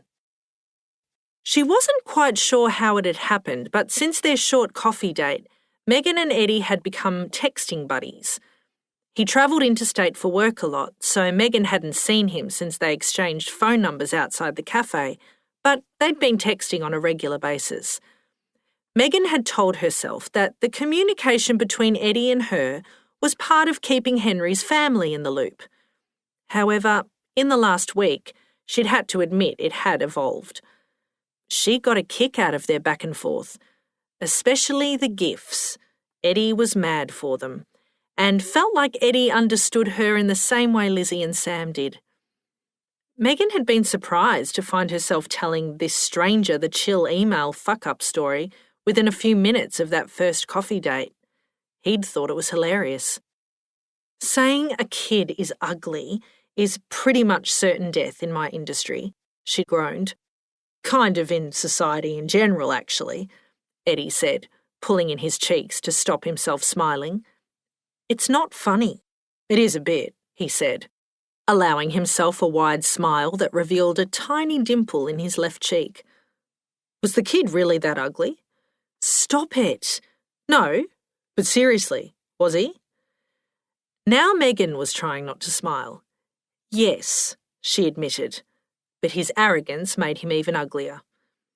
And that email went out to how many of your subscribers? 20,000. Oof! Eddie mimed, taking a punch to the gut. That must have hurt. I lost 5,000 that day. Megan's head ached at the memory. And another 2,000 after I sent out an apology blaming it on my 6-year-old son. Harsh. I know, right? No, you're harsh, he said, pointing at her, blaming your kid. This was true, but the way Eddie smiled at her when he said it made the act seem less deplorable somehow. He wasn't condoning her behaviour, but he wasn't horrified by it either. Megan and Eddie had discussed everything from the play to family to work. Eddie was the CEO of a big non-profit organisation over the next hour, and the Vietnam trip Eddie had taken Henry on last year. Best holiday ever, Eddie said, looking pensive for a moment before laughing. One of my favourite moments was when Grandpa ate the local cuisine of fried crickets, then tried to encourage a horrified Aussie tour group to give them a go. Henry and my mum would have gotten on well, Megan laughed. She's a thrill seeker too. Mum was 75 when she bungee jumped for the first time. You don't seem old enough to have a mum Grandpa's age. Mum was 43 when she had me, Megan explained. I hated school drop-off because everyone thought she was my nana. The boys used to call her Miss Daisy. Eddie shook his head. Boys are evil fuckers. Not mine. Megan placed her hand over her heart in mock sincerity. Oscar's an angel. Of course, Eddie said, matching her tone. My apologies. Except for the time when he sent a nasty email to my subscribers, Megan said. Other than that, angel. Why don't you get out of the kids' fashion business? What? Megan was thrown. Was her job dissatisfaction that obvious? Find a buyer for Chill, sell it, and do something else, Eddie said, matter-of-factly. Doesn't sound like you're enjoying it anymore. Well, no, but I know someone who might be able to find you a buyer, he said, pulling his phone out. I could ask her to start sniffing around if you like. It had all felt a bit too sudden. Megan had become used to feeling discontented with her job over the past few months and whining about it, but to consider letting it go was scary. I'm not sure that... No pressure, Eddie said, picking up on Megan's vibe. I'll put out some feelers, and if anything comes of it, I'll let you know. Since then, Eddie had sent her a few names of people who were looking to acquire a business or knew someone who was, but Megan hadn't contacted any of them. Despite the recent bumps in the road, Chill was still a successful business and one that had taken years to build. She couldn't just let it go when she had nothing else to go to. But Eddie had been right. The only part of Megan's life she wasn't enjoying right now was Chill. She'd always loved every aspect of running the business, scrolling through potential new stock, keeping up with the latest fashions on the market, organising photo shoots, but over the past few months, it had lost its shine. The passion she'd once had just wasn't there anymore, and it seemed like more of a chore these days. She only posted on the socials because she had to, and she just didn't care as much about what everyone else was buying or selling. Megan crossed the playground, dodging balls and skipping ropes, and waved to a bunch of grade 3 girls hanging upside down off the monkey bars. Hi, Megan! It was Gemma and Molly from the play. Hi, girls! In the 2 years she'd been there, Bay Tree kids had never said hello to Megan.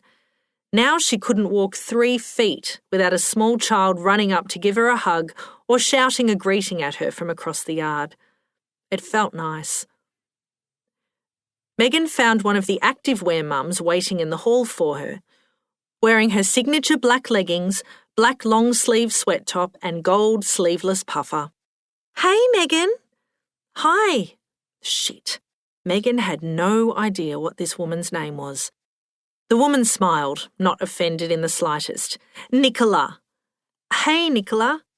So, there are a few of us wondering if you need any help with the concert, Nicola said, looking over at the half-painted set pieces leaning against the wall and the half-empty box of props and costumes in the corner. Sure, Megan said. We need help with the set, actually. I think Lisa started painting those over there, but it would be great to get a group together to finish them off. Maybe you could talk to Penny or Lisa about it? I'll go ask Penny now, Nicola said. She started to leave, then turned back. You're doing a fabulous job, by the way. Everyone's saying how fantastic it is that you've given up your time for the kids. Megan blushed. Oh, it's not that much time, really.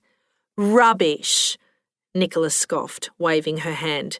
You're a saint, and rehearsals are all Gemma can talk about at home. She's loving it. Oh, you're Gemma's mum. Megan instantly saw the resemblance. She wants to do acting classes now. Nicola rolled her eyes. Can you recommend anywhere? Sorry, no, Megan said. Oscar's more of a footy and martial arts kid. Oh, I just thought because of your background, you might... My background? Didn't you do acting and modelling? That was a long time ago, Megan laughed. I haven't done any of that for years. Oh, right. Nicola nodded. Oh, here comes the rest of your rehearsal gang. Megan looked over to see Lizzie and Rick walking across the schoolyard laughing and talking. Sam lagged behind, scowling at his phone. Megan turned back to find Nicola with a strange expression on her face. So, Lizzie and Rick knew each other before he started here? The woman was clearly fishing, but there was no way Megan was going to gossip about Lizzie. It's just that I saw them having coffee together a few weeks ago, Nicola said, raising one pencil-thin eyebrow. They seemed very familiar. Yeah, they grew up together, Megan said, trying to sound as casual as possible. Old friends. Right. Nicola looked out the window again. Cute, isn't he? Anyway, I'll go ask Penny about the sets. See you soon. Happy by Pharrell Williams began blaring through the schoolyard, signalling the end of lunchtime. Megan saw Rick veer off towards the school building and Lizzie drop back to give Sam shit about whatever he was doing on his phone. Megan knew that Lizzie and Rick's rapport was down to a shared history, just two old friends reconnecting, and it was clear to anyone who knew them how much Lizzie and Greg loved each other. Also, Lizzie had assured Megan that night over dumplings and Shiraz that she and Rick were ancient history. But still, Megan couldn't help wondering. Hair director? Lizzie saluted Megan as she entered the hall. Ready for more mumbling and 2 left feet? No. Lizzie wouldn't do that to Greg. Nicola didn't know Lizzie at all. It was bullshit schoolyard gossip. You know it, Megan said cheerily. Sam looked up from his phone. Sasha's on her way. Lizzie grinned. Took 8 texts to get that information, did it? Sam glared. Were you looking at my texts? You know it, lover boy. Megan followed a bickering Sam and Lizzie over to the stage, hoping the Lizzie and Rick rumours would die away before they reached Greg's ears. Nana Clara! Oscar ran straight towards Bryce's mum, who was standing at the zoo entrance alongside her son and Adam. What the fuck? Megan murmured. Oh, Jesus, Ellie murmured beside her. It's the zealot. Mum, behave. Did you know she was going to be here? Nope. Ugh, Ellie groaned. At least she had Lizzie, Megan thought. Oscar had only wanted Max and Toby on his birthday outing in the end, which Megan was more than happy about. Supervising 3 young boys at the zoo, while dealing with her ex-husband, his partner and her ex-mother-in-law was more than enough. Megan saw Lizzie walking towards the entrance from the opposite direction, and excited Max and Toby skipping along by her side. Lizzie waved at Megan, then grimaced in Clara's direction, which made Megan laugh. Yep, she'd be fine. Good morning, everyone, Ellie announced. Isn't this going to be fun? The only person oblivious to the slight note of sarcasm in Ellie's voice was Oscar. He beamed up at the people he loved, all together in the one place, a rare occasion, as if this was the best day of his life. Megan silently vowed to make this a fun, tension-free day, even if it gave her an ulcer. Megan was going to be good mother today, and so she was. She didn't tell Clara to fuck off when she said it was insensitive to Christians to have lions on display, and when Bryce said he and Adam were thinking about using a surrogate to give Oscar a little brother or sister, Megan told them it was a great idea, when she'd actually wanted to feed them to the lions. When they all sat down for a picnic lunch and birthday cake near the reptile enclosure, Clara suggested they say grace before eating. Not bloody likely, Lizzie snorted.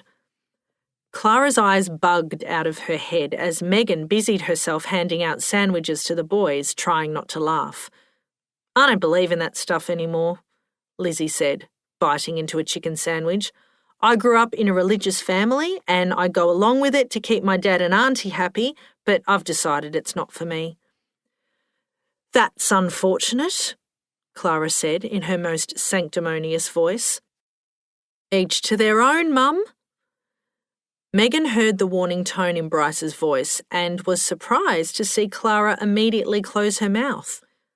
The old bat must have softened since the divorce, and Bryce was obviously speaking up more than he did when they were together. Megan felt strangely sorry for Clara Campbell. It must have been shattering for the woman and her entire belief system when her only son told her he was gay, a choice she'd never been allowed to respect or understand because of her faith. Hey, Clara, how about we take the boys to see the giant tortoises? Ellie suggested once the boys had wolfed down their sandwiches and juices. Unlike Clara, who had needed Bryce's help to lower herself down onto the picnic rug, Ellie jumped up off the rug and wiped down her jeans with the agility of a 30-year-old. Clara shook her head. "Oh, I don't..." But Ellie was having none of it. "Come on, boys, let's help Nana up," she said brightly. "We old ladies get stiff legs when we sit for too long." The three boys giggled as they pulled Clara up off the rug, and Megan felt a surge of affection for her mother. Ellie had even thawed towards Adam as the day had gone on, laughing and joking with him as they watched the orangutans. "Sorry, Bryce," Lizzie said, once the two older women were gone. "I didn't mean to upset her with the whole God is bullshit thing." "It's fine," Bryce said. "She's learning that she can't force that stuff onto people." "Refused to make eye contact the first few times she met me," Adam laughed. "Oh, poor baby," Bryce said. "Hey, at least she still prays for me." Lizzie laughed and Megan shifted uncomfortably. As much as she'd wanted the we're all one big happy family vibe for Oscar today, she wasn't exactly thrilled about her ex-husband and his fiancée flaunting their happiness in front of her. She wondered what Eddie was doing this weekend. Maybe she'd text him when she got home and tell him about Oscar's slightly strained birthday outing. Or maybe she'd save it for Monday when they were meeting up to talk about Chill. Just thinking about seeing him again improved Megan's mood immediately. 2 hours later, their little zoo posse began falling apart. Clara insisted on sitting down every 10 minutes to catch her breath, and the boys were dragging their feet, shattered from walking the length of the zoo. Even Ellie had slowed to a stroll. "I reckon it might be time to kick off the second part of your party, Oski," Bryce said, as they sat on large concrete steps watching seals flop about and slide off rocks into the water below. "What do you reckon, boys? Ready for a sleepover?" "Yay!" Oscar shouted, jumping in the air, startling a nearby ibis. Megan was relieved. She was looking forward to a night at home after the exhausting affectation of today's outing. Maybe she'd invite Lizzie over for takeaway again. "You've got Sam's address for Lola's party tomorrow, yeah?" she asked Bryce as they stood up. "Yep, all good." Megan could see he was annoyed by the question. "It starts at midday, remember?" she continued, "and Lola's present is in Oscar's sleepover bag." "Megan!" Bryce's voice was sharp. "I've got it." The happy family vibe was melting faster than gelato in summer. "Okay," Megan said, smiling sweetly. "Just confirming that everything is sorted, despite having a lot on my plate." Bryce glared at her before walking off to follow the boys. "Touché," Adam said, grinning at Megan. A few minutes later, Megan, Ellie and Lizzie were farewelling the boys and Clara at the exit. "Have fun tonight, champ," Megan said, giving Oscar one last squeeze. The moment they were gone, Megan let out a loud sigh.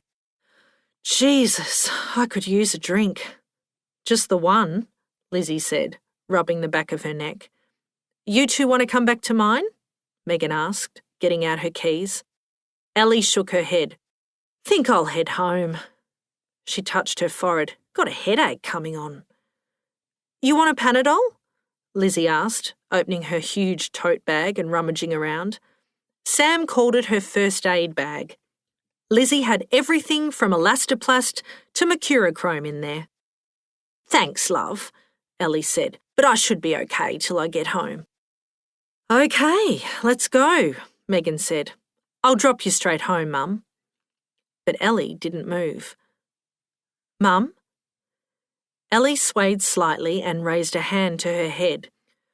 Both Megan and Lizzie moved towards her as Ellie's eyes rolled back and she crumpled to the ground.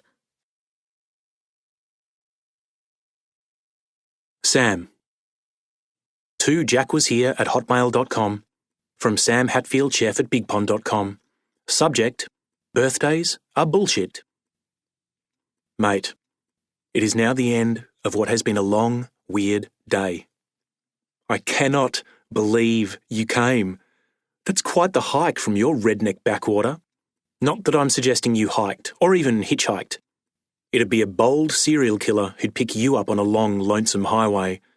But I swear to God, I'm going to pay you back your taxi fare. Tell me what it cost, damn you. Before you rocked up like a knight in shining wheelchair, I was having a bit of a meltdown. I'm usually a machine when it comes to my kids' parties, but today was the first time I was flying solo as a dun-dun-dun single dad. So, I was desperate for it to go well, which was why I had a meltdown when I discovered that my hundreds and thousands were 3 years past their use-by date. Not that I believe those things are capable of going off, but the last thing you want at your 9-year-old's birthday party is a cheeky outbreak of food poisoning. Really kills the vibe. Lola loves fairy bread. It's been a must-have at all her parties since she could shove food in her face. I prepped most of the other snacks last night, so I only had to pop them in the oven or get them out of the fridge. You may have noticed I went a bit overboard on the food this year, but give a single dad, a break. I wanted to impress my daughter and her friends' parents, and cooking is my party trick. So off to the shops I went in search of hundreds and thousands. It was a blessedly uneventful trip, but when I arrived home and Lola came running out to the car, I thought, oh fuck, what now? But she was grinning and skipping, wearing her flowing white Pride and Prejudice dress, and do you know what she said? You probably gave her the line, did you? She said, I know it's my birthday, but I have a surprise for you. I followed her inside, confused and tense. Then I see you spinning around on the kitchen tiles, and you yelled something at me, but I was already laughing and hugging you. The tears were probably a giveaway, but I was pretty happy to see you, dickhead. You made the whole day better, especially towards the end of the party. I was very happy to have you there then. I refuse to apologise yet again for the fact that you didn't get to meet Megan. Her mum's in the hospital, dickhead.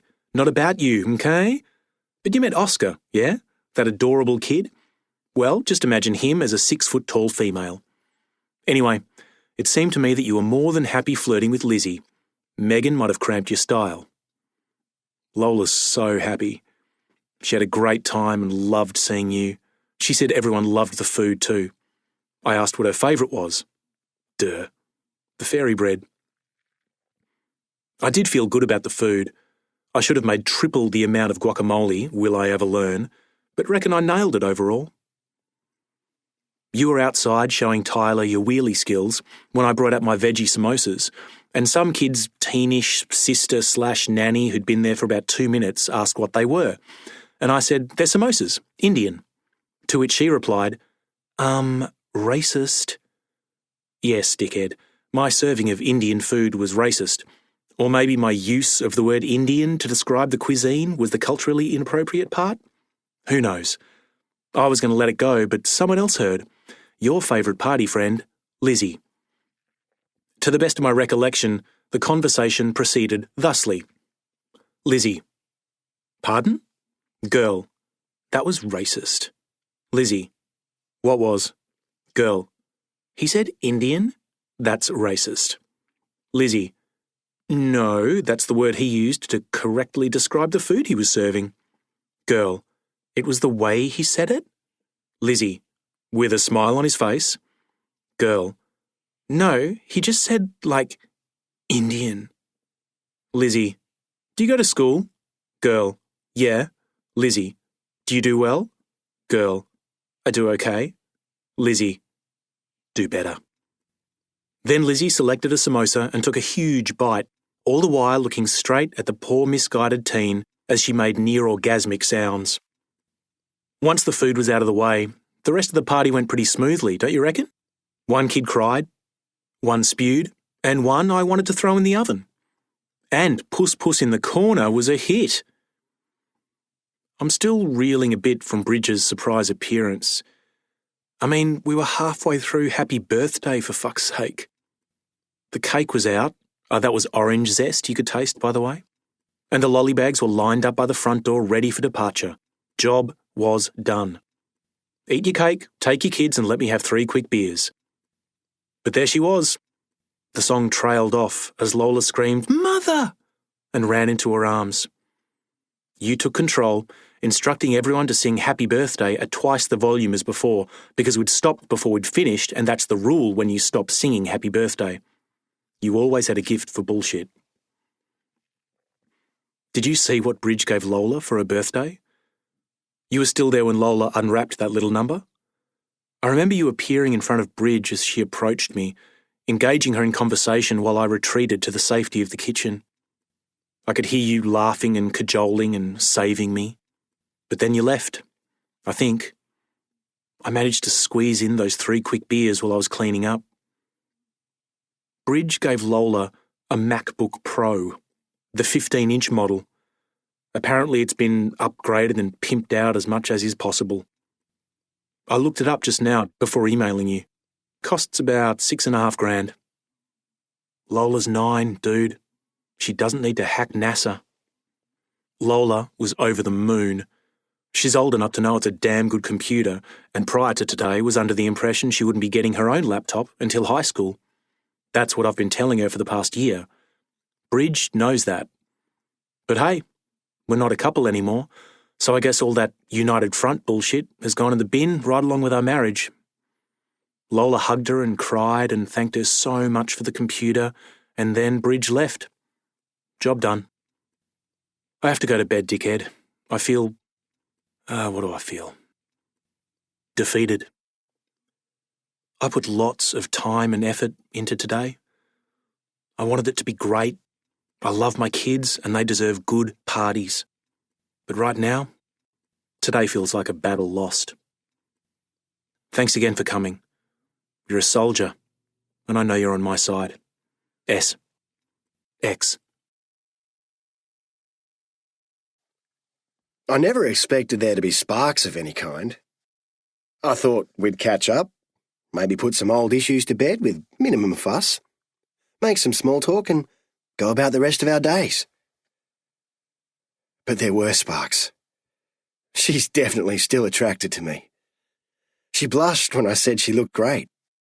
She toyed with a teaspoon and couldn't look me in the eye. I made her laugh, more than once, and she laughed in that way that sounded like her own laugh, took her by surprise. And every time I made her laugh, she looked at me with curiosity and surprise, as if she was discovering a new man inside the one she thought she knew. It was worth the wait. These past few years, checking recruitment online and waiting for a job to come up at her school, getting in shape, working my charm on the principal, it was all worth it. Because now I see her every day. And I still know her better than anyone, which is why I can make her blush and laugh. All that is left to discover is when and how we get back together. And I don't mind if it takes years. I understand she'll have to extricate herself from her current situation, and that won't be easy. She loves her kids. But so will I. Lizzie. Is Sasha coming to rehearsals today? Max asked. Sam grinned. Yep. Yay! My youngest bolted away from the bench towards awaiting Oscar and Toby to share this happy news. You've got some competition there, I said, sitting next to Sam and handing him his coffee. Huh? Max, Oscar and Toby all have a huge crush on your girlfriend, I teased, nodding at the 3 unwise monkeys in the distance. Not my girlfriend. Why not? I persisted. What's wrong with her? Nothing's wrong with her. Sam looked genuinely insulted. She's smart and beautiful and funny and... He clocked my victorious expression and slow blinked. Knew it. If only Megan were here to share this childish victory with me. But she'd texted Sam and me last night to say she couldn't come to rehearsals today, asking if we could run them. Ellie was still in hospital. Shut up, Sam said. How's Ellie? I haven't heard from Megan today, I said. How'd you pull up after all the excitement and drama of the Jane Austen extravaganza? Fine. Sam took a big slurp of his coffee. He was lying, but I didn't want to push it. I still couldn't believe that wife of his showed up when and how she did. What a piece of work. Poor Sam seemed to go into shock when he saw her. Thank God his mate Jack was there to put the spotlight firmly back where it belonged. Now there's a story. Jack and Sam. Sam has never exactly been an oversharer, but I thought he might have told me about a near-death experience in his youth. Mind you, I haven't been forthcoming with my own dramatic past. So, how do you know Sam? I'd asked Jack as we hovered around Sam's to-die-for chicken sandwiches. We met when we were doing little aths together in primary school, Jack said, wheeling closer to me so I could hear him over Ariana Grande. He must have clocked my confused expression because he laughed and gestured to the wheelchair. This came later, obviously. Sam and I played in a band together when we were 18 and had a nasty car accident on the way to a gig one night. Oh, Jesus, I said, horrified. Were you... Sam was driving, but it was the other guy's fault, Jack said quickly. The idiot crossed double white lines. I glanced at Sam, who was trying to explain the rules of some old-fashioned game Lola wanted to play, Pussy's Corner or something weird and inappropriate like that, and my heart broke for him. Poor Sam. I'm so sorry, I said, turning back to Jack. No apologies. All good, Jack said, waving his hand. Life's there to be lived, and I am living large. I'd felt real tenderness for the smiley man and his amazing attitude. Thank God Sam had Jack in his life. Hearing about their long friendship had also been an uncomfortable reminder of my recent unsuccessful reconnection with Melissa. I'd been carrying around the memory of her cold stare like a constant dull ache in my chest ever since. I liked your mate, Jack, I said to Sam now. He's cool. He's a dickhead, Sam said with genuine affection. Caught a maxicab from Ballarat to surprise me, for fuck's sake. That's a good friend. A best friend, Sam said. I heard you were a pretty good friend yourself on Saturday, snapping into action when Ellie collapsed. Nah, I scoffed, just glad I was there. I could still remember the fear that washed over me when Ellie went limp like a rag doll. Luckily, her head had landed on soft grass, not the low iron railing a few inches to her left. Megan went into full panic mode, which was to be expected, so I went into full take charge mode. I'd grabbed the nearest passerby and told them to call an ambulance. Then I turned Ellie on her side, put my jacket under her head, checked her pulse, and silently thanked her for waiting until the kids had left. You're a good woman, Ellie Wiley, I thought, looking at her slack, tanned face. Megan squatted beside her mother, tears streaming down her cheeks, and I rubbed between Megan's shoulders, small circles, just like I do at work for women in pain. Megan wanted to go in the ambulance with her mum, who had regained consciousness by then but was groggy, so I told Megan I'd take her car home. As she climbed into the back of the ambulance, Megan turned to me, white-faced. Could you let Applewood know, too? Of course. I squeezed her hand. Text me if you need anything, okay? Then the ambulance was speeding away, lights flashing, siren blaring, and I was standing at the entrance to a darkened zoo wondering what the fuck had just happened. Was it a stroke? An aneurysm? Ellie was in better physical shape than me, for Christ's sake. How does a fit and healthy woman just collapse like that? I'd asked Greg that night after the kids went to bed. It's terrible, Greg said, shaking his head. It made me think about Auntie Carmen. Greg leant across the couch and pulled me to his chest. I know, buddy, he said, kissing the top of my head. No one likes mortality slapping them in the face. We've just got to make the most of our time with the people we love. Says the guy who considers an annual visit with his parents overkill. I said the people we love.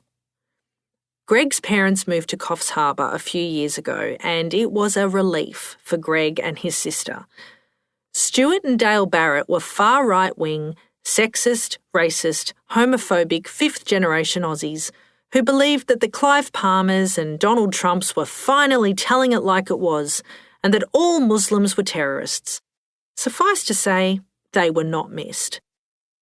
Sam nudged me now. Hey, speaking of boyfriends.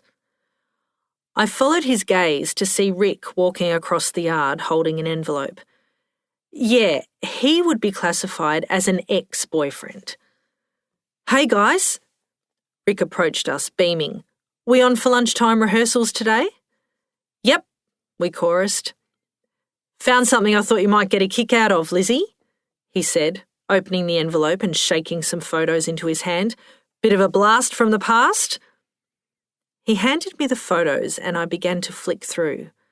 Me, big head of curly hair with gelled fringe, wearing high-waisted black jeans and a white frilly pirate shirt, standing next to Rick, black jeans, white t-shirt and black suede vest, out front of Abella's. Me in green tracksuit pants and my striped feline soccer top, lying on Rick's bed reading Misery. Rick, Melissa and me on a Vinnie's caramel brown leather couch eating pizza. Rick and me sitting on the footpath outside a house party, beaming into the camera, my arms draped drunkenly around Rick's neck, a Santa hat on my head and red tinsel around my waist. Rick in red jeans and a white t-shirt looking deliriously happy. A group shot of our under-17 soccer team. Can I see? Sam snatched the photos out of my hand and an expression of pure delight crossed his face as he flicked through them. This is you. That's her, Rick said. That fringe, Sam chortled. Shut up, I growled. It was the 90s. Oh, I can't believe Megs is missing this, Sam said, studying the photos as if they'd been recovered from a pharaoh's tomb. She's going to be furious. His expression suddenly changed. Uh-oh. So, you guys were like a proper couple, huh? He said, frowning. I thought you just dated a few times.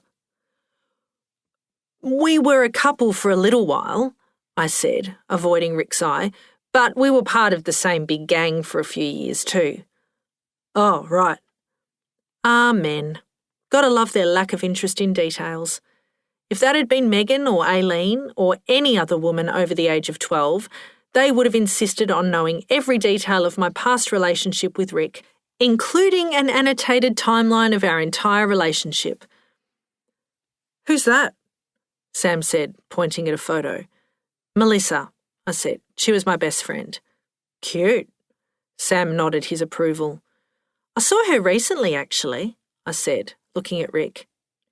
His head jerked back slightly, and he frowned. Melissa Morton? Yeah, saw her at the Willie Primary Fete, I said, eager to move the conversation away from our relationship. Looks exactly the same. Does she? Rick seemed thrown. Have you seen her lately? He looked away. Melissa? No, not for a few years. Maybe they'd had a fight after I left.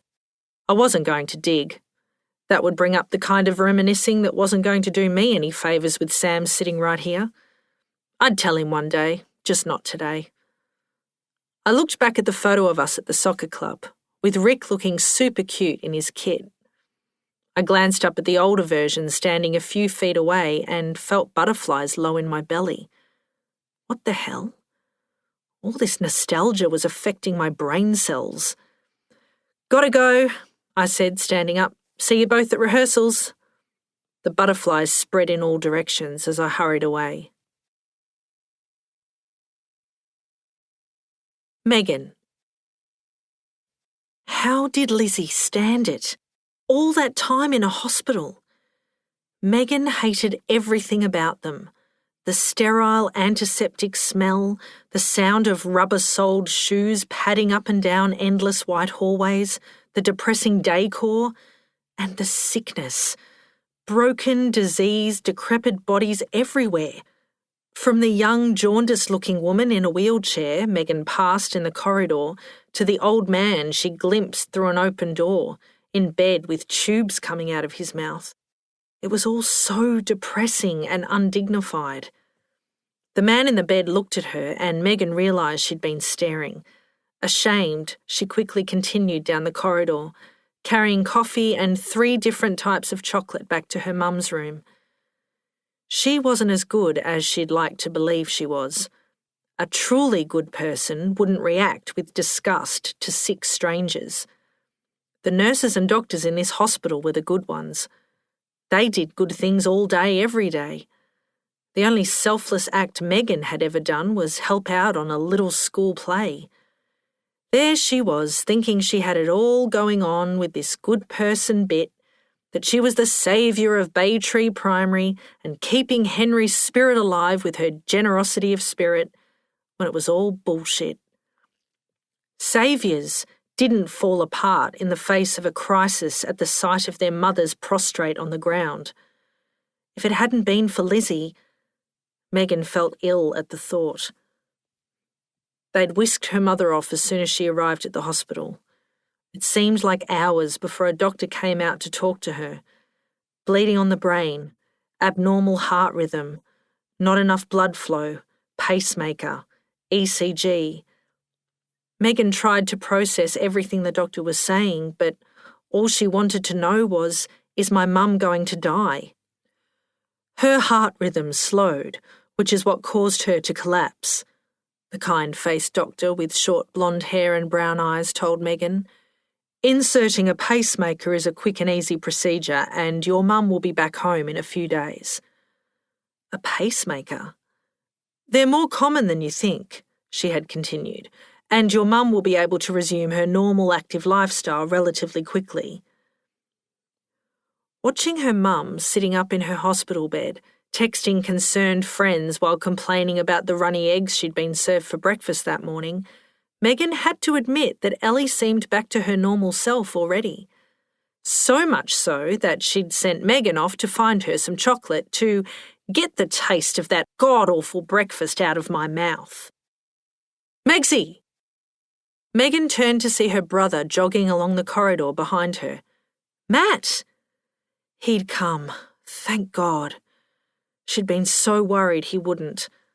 She loved her brother, but he was a useless man-child. She gave him an awkward one-armed coffee and chocolate holding hug, then stood back to take him in. She hadn't seen him since last Christmas. He was wearing a grey t-shirt, ripped jeans, and apart from filling out around the belly and jowls, looked pretty much the same. Short brown blonde wavy hair, full lips most women would kill for, a dimpled chin and shadowy moustache. "You look healthy," she said. "You mean fat," Matt said, grinning. "I got fat." "You were too thin anyway." "Don't fall in love," Matt warned, wagging a finger in his sister's face. "This is what happens. Being content is overrated."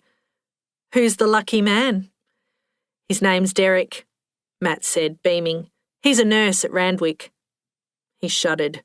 "I don't know how he stands it. I fucking hate these places." "You and me both." "Have you seen her yet?" "Yep," Matt said, glancing towards their mum's room. "Just popped out for a fag. Doctor said it was slow heart rhythm or something. Needs a pacemaker." "Yeah, she had it put in yesterday," Megan said. It was fucking scary seeing her collapse like that. "I bet. Sorry I couldn't get here sooner." Useless. Ellie's hospital room was wall-to-wall flowers, balloons, teddies, fruit and chocolate baskets and get-well-soon cards, all courtesy of her Applewood gang. "Christ, it's like Mardi Gras in here," Matt muttered as they entered the room. "Yep, I'll be out today, Helen," Ellie was saying into the phone, waving to Megan and gesturing for her to have something from the fruit basket. "Oh, don't be ridiculous. I'm not using a bloody wheelchair. Tell Bob to put it back in the office." As if Ellie wasn't popular enough, this latest drama had guaranteed her superstar status at Applewood for the rest of her days. When Megan went to pick up toiletries and clothes yesterday, she'd been inundated by panicked residents before she'd even made it to the lifts. "Why, Ellie," Carol had wailed, clutching at Megan's sleeve. "Of all people, she's so full of life." "Still is, Carol," Megan had assured her, patting the old woman's plump arm. "She'll be back before you know it." "Gave us a hell of a bloody fright, she did," Bert grumbled. Megan rolled her eyes. "Well, you know how she loves attention." That had them roaring with laughter and clutching their sides, and Megan was worried another septuagenarian might collapse in front of her. "She wants us to eat the fruit," Matt said, passing Megan an overly ripe pear before peeling himself a banana. Brother and sister sat on the end of their mother's bed as Ellie continued admonishing Helen for organising a welcome back party. Megan's phone pinged with a text from Eddie. "Eddie, how's your mum?" Megan, organising her social life from her hospital bed. Eddie, smiley face. "Who's that?" Matt asked. "Just a friend." She wasn't going to tell her gossipy brother anything about Eddie. Besides, there wasn't really anything to tell. He was just a friend checking in on her mum, same as Lizzie and Sam had been doing. Megan had actually been surprised by some of the messages she'd received over the past few days. At least 5 Bay Tree mums texted to ask if she needed help with Oscar or the play. There was a lovely email from Penny and a bunch of flowers on her doorstep from Dave and Kesh. Such kindness from people whose names she hadn't known 6 months ago. Would she have sent a text to a Bay Tree parent if their mum was sick? "Good Lord," Ellie said, finally hanging up. "What a pack of panic merchants. You'd think I'd been gored by a rogue elephant. If they all just left me alone and stopped fussing, maybe I could get out of here before Christmas." This ends CD 8. CD 9. Sam. To Jack was here at hotmail.com from Sam Hatfield, chef at bigpond.com. Subject, the axe is back. Ha ha. Yes, I do remember how to play the intro to Brown Eyed Girl, thank you very much. It took me a solid half hour to get it back in my fingers, but I got there. No, I will not send you a video to prove it. It's fun playing guitar again, dickhead, especially in front of people. Sure, the majority of them are aged between 5 and 12 years old, but they're an awesome audience. They love the stuff I've written, and Lizzie and Megan, and some other teachers and parents, have said really nice things. Well, Lizzie and Megan both said mean things that are compliments on the inside. And now, when the kids are in bed and I've done enough housework to feel like I can get up in the morning without hating myself, I play guitar. I sit on the couch and noodle around like I used to when I didn't know how precious time was. I'm also no longer scared of finding out that I haven't done something I was supposed to do, which is good. I had to email Bridget to ask for money last night. She said she'd start a regular transfer as of Monday, but the account was still threadbare by Wednesday night. It took me an hour to write a 2-line email that ended up reading, "Hey Bridge, just checking in to see if you've set up that transfer. It's probably the bank's fault, but nothing's come through yet and there are a few bills sitting on the dresser. S." Is that the wussiest email in the world? I was on the back foot for a reason. I've been feeling so good lately that it's led to feeling guilty. I also had sex with Sasha last night, in her car. Turns out it's a good-sized car for good sex. I had sex, dickhead, with a great woman. We saw each other outside the market, and she had a ton of shopping, so I offered to carry some of the bags, and she accepted because, seriously, I think she had just shopped for the apocalypse. Maybe that's why she had sex with me, because life as we know it is about to end. I don't mind. After playing boot Tetris with her shopping bags, Sasha asked if I needed a lift this time. I said yes, I did, even though I didn't because I'd been out for a walk and deliberately left the car at home. Lizzie had taken the kids to netball yesterday afternoon and offered to have them both for a sleepover last night. She could obviously see I needed a break. Good egg, that one. So, Sasha and I got in the car and she asked how it was going, and I told her the concert was in a week and that I was nervous, but that I was having fun playing guitar and that it felt like I was reintroducing me to myself. I think they were the exact words I used, dickhead. I feel like I'm reintroducing me to myself. What a cock. She said she thought that was great and that the school was lucky to have me involved because I'm obviously very talented. I asked how she would know if I'm talented, and she reminded me that we'd sang together in my car. I told her she had some pipes too, which made her laugh. Then she said, "All right, let's see what's in store for our duo today," and turned on the radio and cranked the volume. The first thing we heard was a song neither of us knew, which made us laugh. Sasha changed the station, and hello, Backstreet Boys. Oh yeah, dickhead. I Want It That Way was approaching its incomparable bridge. We jumped in within a nanosecond of hearing it, both hitting the same lyric mid-phrase, like we'd been listening to the whole damn song. Who knew that a man my age could find catharsis through the timeless music of the Backstreet Boys? Then we parked, but not at my house. Sasha had pulled into a car park behind an oval nearby. There was no sport on, so the car park was empty. I started sweating because I'd figured out that perhaps we were parking in the happy days sense of the word. Sasha turned off the engine. The Backstreet Boys still had at least one more chorus to go, so I gestured at the radio and made a disappointed noise. Then she took off her seatbelt and I followed suit. It was so sexy that we both laughed. Then we started kissing and etc., etc. Then she dropped me home and here I am. Happy and post-coital. Post-car coital. I've never done that before. My email to Bridget should have read, "Hey Bridge, just had sex in a car, checking in to see if you've set up that transfer. It's probably the bank's fault because I just had sex in a car, but nothing's come through yet and I just had sex in a car and there are a few bills sitting on the dresser. Car sex, S.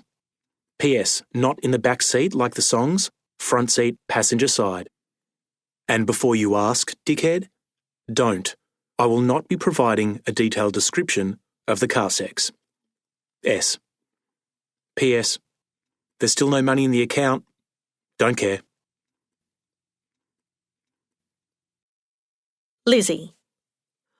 Rocco isn't here, but I know all his lines, so I can do his part. All right, Eve Harrington, I said, patting Charlie Walsh's shoulder. Let's just wait. The dress rehearsal doesn't start for half an hour. Yeah, but what if he's late for the actual concert tomorrow? Charlie said, frothing at the mouth with anxiety. And who's Eve Harrington? Never mind. I looked down at the rundown sheet Megan had given us all when we'd arrived for the dress rehearsal 10 minutes ago. Go get your costume on. The mouth on that kid. Rick was beside me, shaking his head. Doesn't even know who Eve Harrington is, I said. Loser. Rick adopted a Betty Davis-esque pose.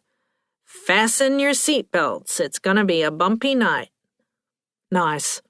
Thank you, Rick said, bowing. Hey, can you help me look for more paper lanterns? He held up a very crumpled paper lantern.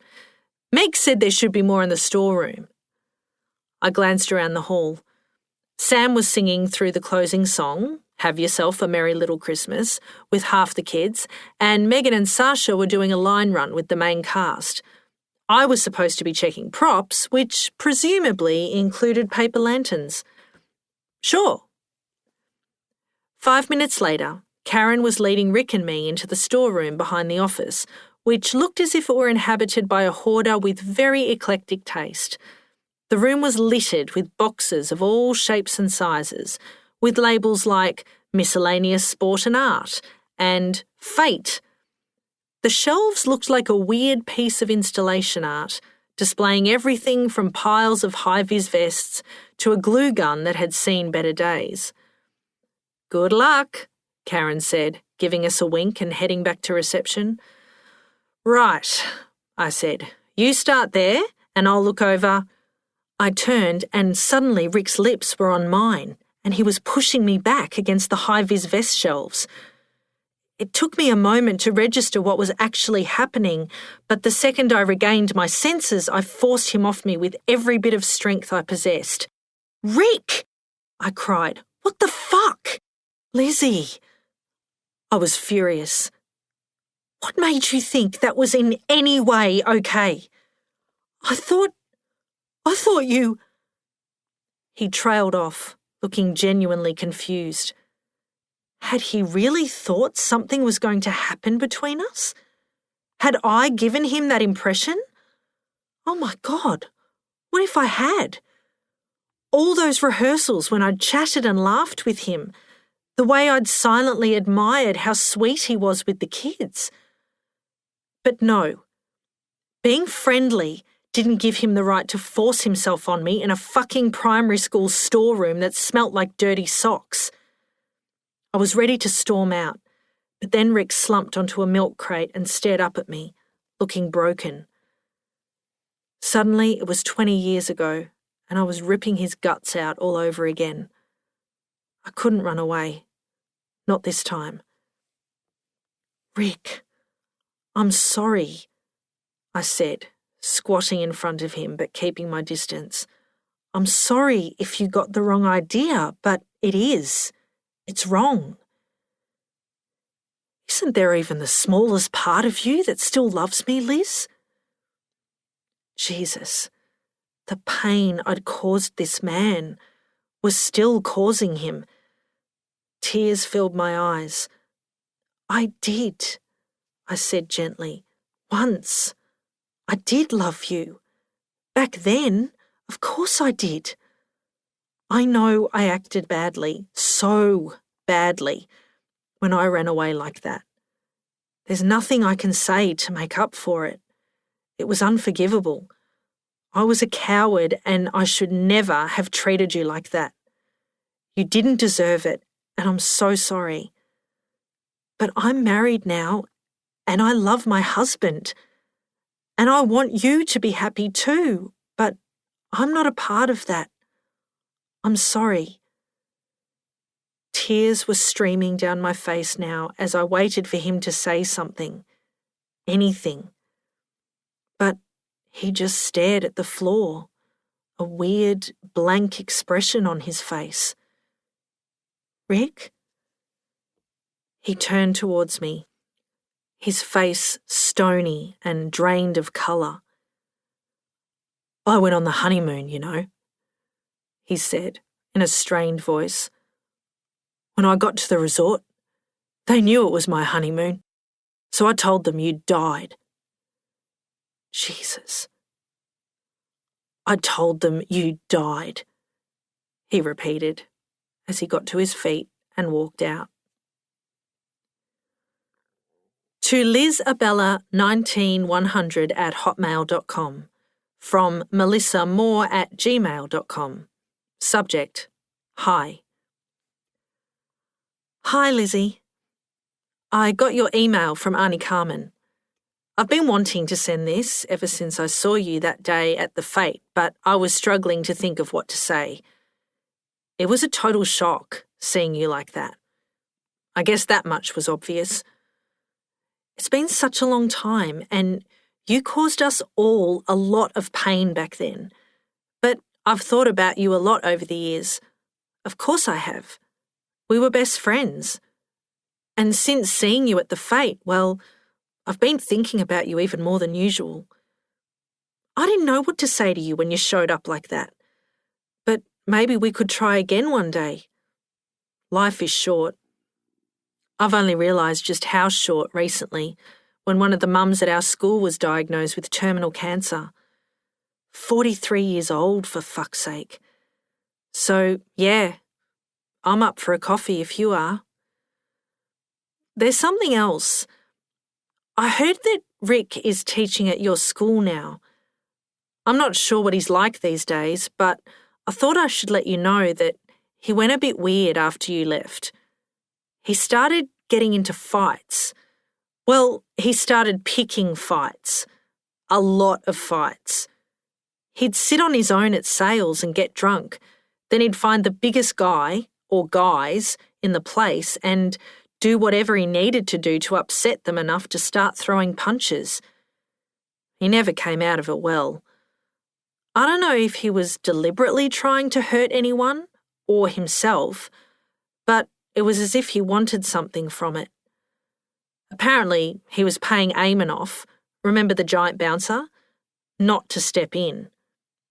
It was pretty full on, and it was almost as though Rick turned into a different person during that time. Then he disappeared for years. No one saw or heard from him. I was surprised to hear that he was working at your school and wondered if he seems okay now. Anyway, I'll wait to hear if you want to meet up. Mel. Rick. What a fucking fool. She's done nothing but make ruinous decisions her whole fucking life. She's dug herself into a shitty, pedestrian life that she wants to escape from. I give her the chance to do exactly that, and she makes me feel like I'm the one doing something wrong. As if I'm the one who crossed the line when she's the one who left me. She left me broken. She knew that's what she'd leave behind. She didn't care. She has no idea how that feels. How it still feels. How it's defined me and made every step forward in my life feel like I'm walking into a fucking hurricane. I won't just be dismissed and disposed of. She doesn't get to fucking spurn me like that again and just slip back into her life. No fucking way. She needs to know what it's like to hit rock bottom in front of everyone you care about. That's what she did to me. Pity and shock and blundering attempts at sympathy and reassurance from every bastard. Me. Silent. Wanting to die. If I'd had a gun, I would have swallowed a bullet to give that wedding the finale it deserved. But I'd prepared no defence against the unthinkable things she did to me. I tried to fix it. For years, I've bullied myself into imagining better things, like forgiveness, new beginnings, atonement. I'm fucking done. Now I'm going to get what I need for me. I need justice. On my terms and in my way.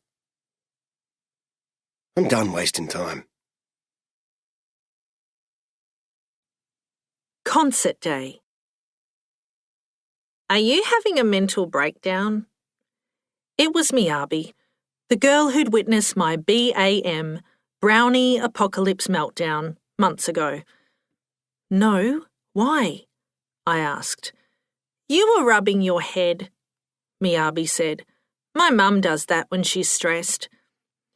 Tell you what, I said, if you go find Megan for me, I promise I won't have a breakdown today. Miyabi ran from the dressing room where I'd been braiding one 8-year-old's hair after another for the past 20 minutes. I'd been rubbing my head because I thought I spied a nit behind Alyssa Rickard's ear, and now I had lice paranoia. So, not exactly a mental breakdown, but I'd come close. Even though there were 6 teachers and 5 parents backstage, I was the person every kid ran to when the papier-mâché goose went missing, 3 grade 2 boys were playing football with it, or when the preps tied each other up with Jacob Marley's chains, or when Stella was suffering with performance anxiety. To be fair, I was Stella's mum, which was probably why they came to me about that. She was fine, just needed a bit of a pep talk and a couple of red snakes and she was back in the game. Mum! Zara poked her head in the door. 1 hour call. You look very cute in your headset. Zara had opted out of the bullshit Bunyip grade 6 play and put her hand up for backstage duties on both nights instead. She was loving her important role as ASM, Assistant Stage Manager. Thanks, Zara said, glancing at the noisy backstage area. Your children are out of control, by the way. I saw Max swinging off one of the lampposts and had to call Mr. Heine to take him back to his own area. Then I found Archie in the girls' dressing room. Archie isn't even supposed to be back here, I said, tying off a final braid. Tell him to help hand out programs out front, please. Yep. And can you see if Dad is here yet? I need him to... Gotta go! Duck home and grab Stella's apron, I called, but Zara was gone. Don't think she heard you, the girl under my hand said. I'll ask Megan. I said, right, you're done. Next. Despite the bedlam and the possible case of nits I'd contracted, I was loving this. Best of all, I'd been so busy I hadn't spotted Rick Cook and hopefully could continue to avoid seeing him altogether, although not knowing where he was made me more than a little nervous. 6:29 p.m. Sam. Just a rehearsed song. Feeling good. Everyone's amped. Jack. LOL. Sam. Inappropriate response. Jack. LOL. Sam. Dickhead. Zara, have you given the USB to Michael? Yep, good to go. Megan thought Zara looked very grown up tonight in her black pants, black t-shirt and headset. Thanks, sweetie. Do you think they'll like it? Zara asked.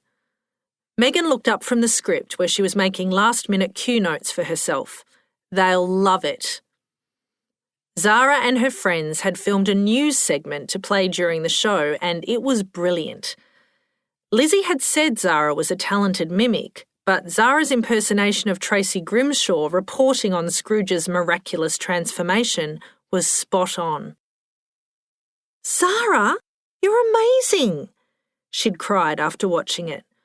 Why didn't you audition for the grade 5 and 6 play?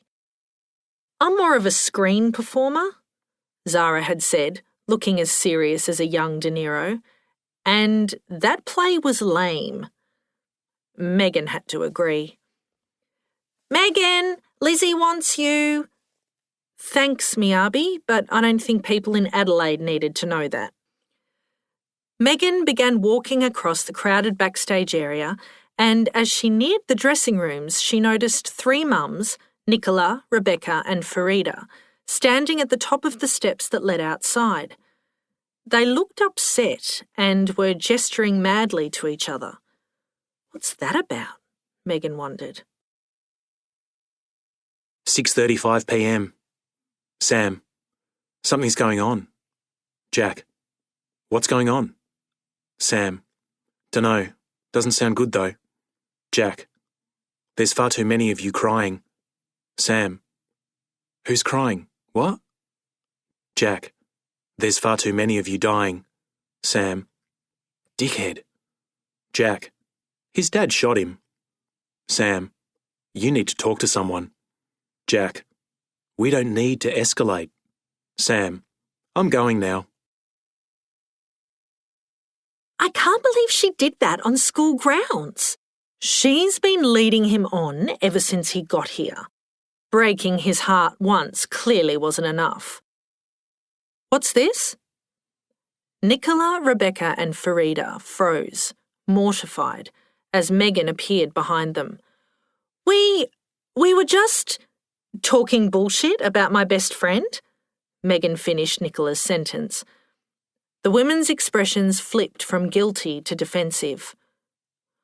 We feel sorry for Rick, that's all, Rebecca said, folding her arms across her chest. Why? Lizzie made a move on him yesterday in the office storeroom, Farida said, relishing the drama, but Rick wouldn't have a bar of it. Megan laughed. That's ridiculous. Everyone knows, Rebecca said, gesturing towards the groups of children spread out backstage with their teachers. The kids know. Well, no, the adults. Rebecca looked embarrassed. The receptionist, Karen, found Rick in a state afterwards. He told her everything. Fucking big mouth Karen. But this couldn't be true. Lizzie would never. We were just saying maybe it would be better if Lizzie wasn't backstage tonight, Nicola said haughtily. It's awkward for everyone, especially poor Rick. I was working on my 7th head when I heard raised voices coming from outside the dressing room. Oh, Jesus, what now? Stella, I called, can you come and finish Gemma's hair, please? I transferred Gemma's thick strands of black hair into Stella's nimble fingers and walked out to investigate. We know she's your friend. Farida's tone was so condescending it made Megan grit her teeth. But it's about the kids tonight, not Lizzie. We can't have her upsetting Rick and distracting him from his job. Blood pounded in Megan's ears. She knew she should keep her voice down, but she couldn't. I don't know where you heard this bullshit, but there is no way Lizzie would... Lizzie would what? The women turned to find Lizzie behind them. Nicola shrugged. Nothing. She was lying. The woman's face went white the moment she saw me. Don't be a coward, Megan hissed. Tell her. Okay, fine, Farida said. We think the way you've treated Rick Cook is disgraceful. I nearly fell over. What? Look, Lizzie, Nicola said, a big fake smile on her face. We know you ran off and left him at the altar years ago, which is obviously your business. Is it? My temper was rising by the second. Thank you for saying so. But he's part of this community, so the way you treat him now is our business, Nicola continued. A community that didn't exist before Megan stepped in, I thought, finding it hard to form words. And we just can't stand by and watch you destroy a good man.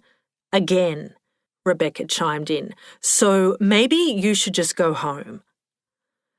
Megan was saying something to them, but I couldn't focus on anything except the roaring in my ears and the bullfrog that seemed to be lodged in my throat.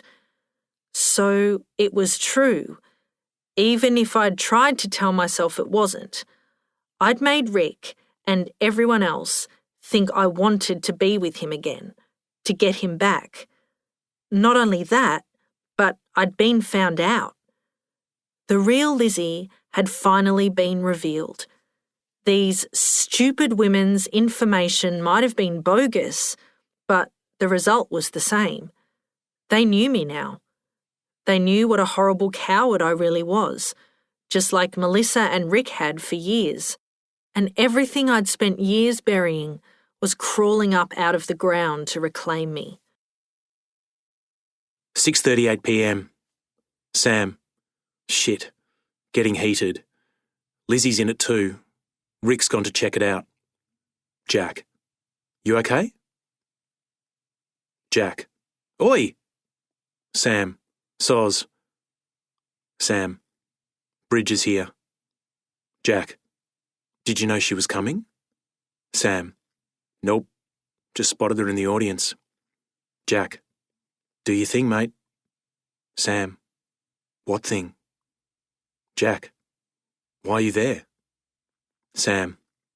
For the kids. Jack. And? Sam. And my friends. Jack. Correct. Megan could sense the teachers looking in their direction, so she lowered her voice. The only people who are leaving this backstage area are you three, she muttered. I'm running this show and I want you out. Last time I checked, Penny Guthrie was still principal, Nicola spat back. If anyone's running this show, it's her. Fair enough. Let's go find her, Megan said. I'm sure she'd be very interested to hear what you have to say. Hey, ladies, everything okay? Rick Cook, looking as innocent and harmless as Charlie Brown. Well, this is awkward and inconvenient as fuck, Megan thought. We've got a show to put on here, people. It's okay, Rick, Nicola said sweetly. We're just clearing the air.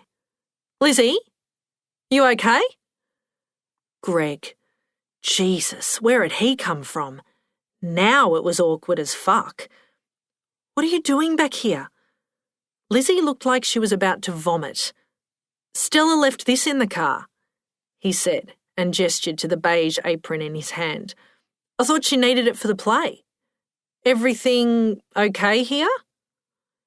He looked pointedly at Rick when he spoke, but Megan couldn't decipher his expression. Greg's bottom lip was twitching slightly, and he was holding his arms at a small but unnatural distance from his sides, like he might take flight.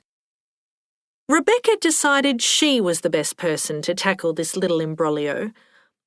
I think we all know the situation here, so let's just act like adults, okay? Maybe you should take your own advice, Rebecca, Megan said. There's no need to attack Rebecca, Megan, said Farida. Megan watched Rick's eyes dart from woman to woman.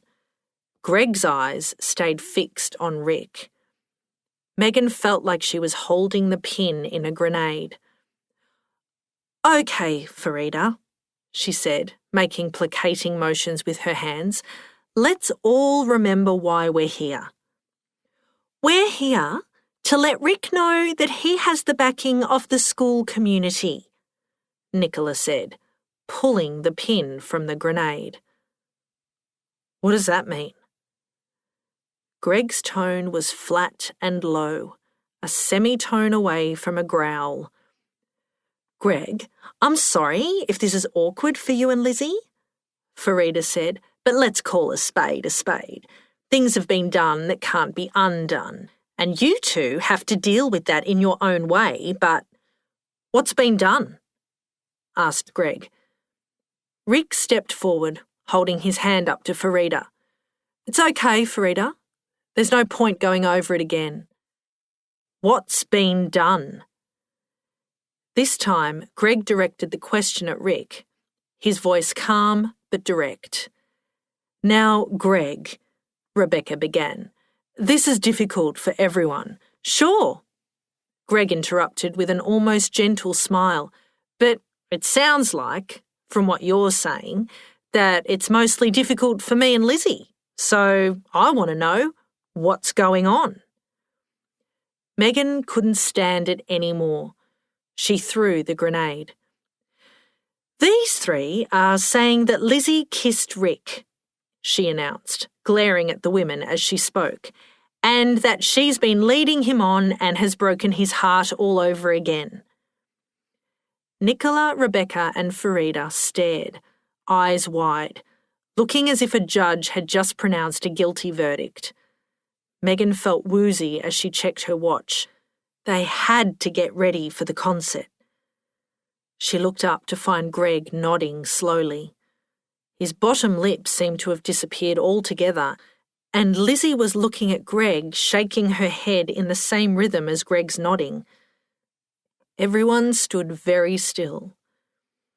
Greg took a slow breath, then turned to face Rick. That true? There was no danger in his voice. Rick held his gaze for a moment, raised his eyebrows and looked down at the floor, while the three gossip mongers cocked their heads and adopted their respective poor guy expressions. Megan couldn't tell if this triptych of patronising pity faces were for Rick, Greg or both, but Rick had clearly indicated that the answer to Greg's question was a definitive yes. Greg turned back to Lizzie, whose head had become a perpetual motion toy, shaking involuntarily, her mouth open and silent.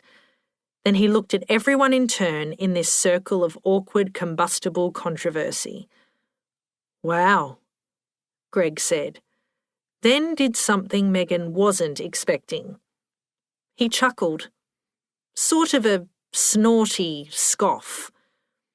Megan was worried he was about to snap and that she'd have to call an ambulance while the three gossip mongers filmed every moment of whatever awful shit was about to go down on their phones.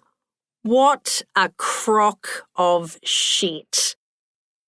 Greg said the words as if he was teaching a crucial English sentence to international students. Rick looked up, his brow creasing. Anything else I should know about my wife, ladies? Greg asked Nicola, Rebecca and Farida. They didn't so much shake their heads as have a collective neck spasm. Okay, good, Greg continued. My turn then. Greg shifted his stance so he was facing Rick. Megan suddenly lost all interest in what time it was. I know you kissed my wife, Greg began. I know you kissed her. I know that because she told me less than 20 minutes after it happened. And she made me promise not to say or do anything because she's still messed up about what happened between you two, what she did to you a lifetime ago. Listen, mate. Rick's voice cracked. I'm not your mate, Greg said. I'm not your mate, Rick. You have a history with Lizzie, I know that, but her future is with me. Megan looked at Lizzie, but every cell of her friend was with her husband. You weren't there, Rick said, his eyebrows still raised, supplicant. Come again? Greg said. Rick steeled himself, looking to his cheerleaders and reassuring them with a smile. I get why Lizzie lied about what happened, Greg, he said in a condescending tone, but I was there. It happened. Lizzie blanched. You liar! One of us is, Rick replied in an even tone. Greg moved to Lizzie and took her hand, their fingers interlocking, knuckles white. I believe my wife. 'Cause you need to believe her, Rick mocked. Don't need to, just do, said Greg. I've also found out a few more truths about you this week. You don't have a wife, and you don't have kids. That's bullshit. But Rick looked rattled, and even his cheer squad was suddenly looking like they'd just woken up in a strange place. You've never married, and you live alone, Greg said. That's a fact. What the fuck? Lizzie looked from Greg to Rick, then back to Greg again. How did you find... It's a fucking lie, Rick hissed. The Wounded Victim Act had given way to seething anger and a heavy silence fell over the group.